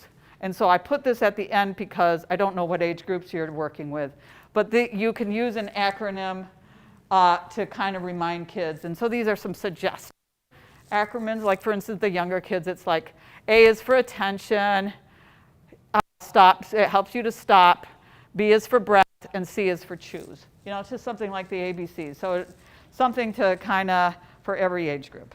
All right. So now I want you to look at your L's, at your lemon-colored things, and share those with me and with everybody else of what you learned. And then we're going to end by doing a pledge. I have all the resources, 5 pages of resources at the end. I can tell you about them. Some of them are curriculum. Some they're all free because, like I said, I can't spend $30. So the free curriculums, some resources for teachers. There's also some websites. And there's also a list of 7 trauma videos, little trauma videos that you can use to bring home, or not home, but to your school, your home school, or home, to your school to increase your training for your staff. Okay, who would like to share some of their yellow learnings or things that for today that they're going to take home, they're going to remind themselves? I'd love to hear from you. All right, over there. And then over here. That Go would ahead. be me? Yes. What I'm going to take away from this is what you showed us right at the beginning, how everybody is dealing with something personal. So even though my focus may be on the situation at hand, they can't deal with that situation at hand because there's something else on their mind. Ah, very good. So take into consideration not only the students that I work with every day, but the adults also. Yeah, for sure. Okay, I wanted to go here first, but can you guys hold on? Go ahead. The one thing that I took away from this that I'm looking at differently is a quote about how we want compliance in school, but in other settings that compliance can put this student in danger. And I've never thought about it that way. Thank you. That's a kind of a risky thing for me to say, so I appreciate that. Okay, over here. What fires together wires together. What fires? Your experiences change your brain. Yeah. I really like it. Yeah, that's important. Okay, behind you, you also had your, back there, yes. The trauma ghosting, I think that's. Trauma ghosting, yeah. I think that's Yeah, good, yeah. The somatic history era slide. Okay, yes. The somatic history where that the triangle and is that what you mean? And then the historical trauma that comes before the adverse childhood experiences? Yes. Mm-hmm. Anything else? Yeah. You don't get to decide. Yes. You don't get to decide what is traumatic for someone. Excellent. What else? Yes. If there's hope, because Yes. the brain is elastic. Yes. Isn't that good? Thank you. Yes. That there's hope because the brain is elastic. Yes. That's a good point. Very good. That part, you're right, because it can feel overwhelming with all the things our kids go through. Yeah. Yeah, go ahead. The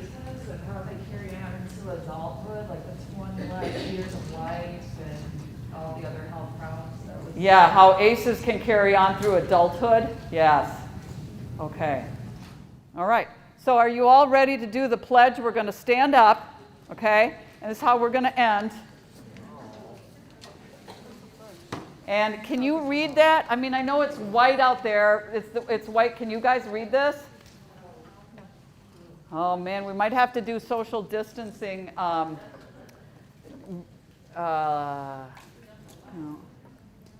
Okay.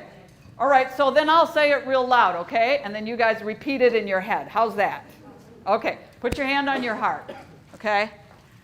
We are trauma-informed. We are trauma-informed. We connect before we correct. We connect before we correct. We stay curious, not furious. We stay curious, not furious. We understand behavior is communication. We understand that behavior is communication. We believe in co-regulation. We believe in co-regulation. That kids regulate off the adults in their lives. We think can't, not won't. We empathize when someone is flipping their lid. We believe in restoration, not punishment. We believe that all relationships buffer stress and build resilience. We believe that all relationships buffer stress and build resilience, yes. All of us need one another always. All of us need one another always. Resilience means we see you. We hear you. We are with you. All right, amen. My dad would be so proud. Thank you. All right, thanks. It's really great meeting you guys. And being together in person.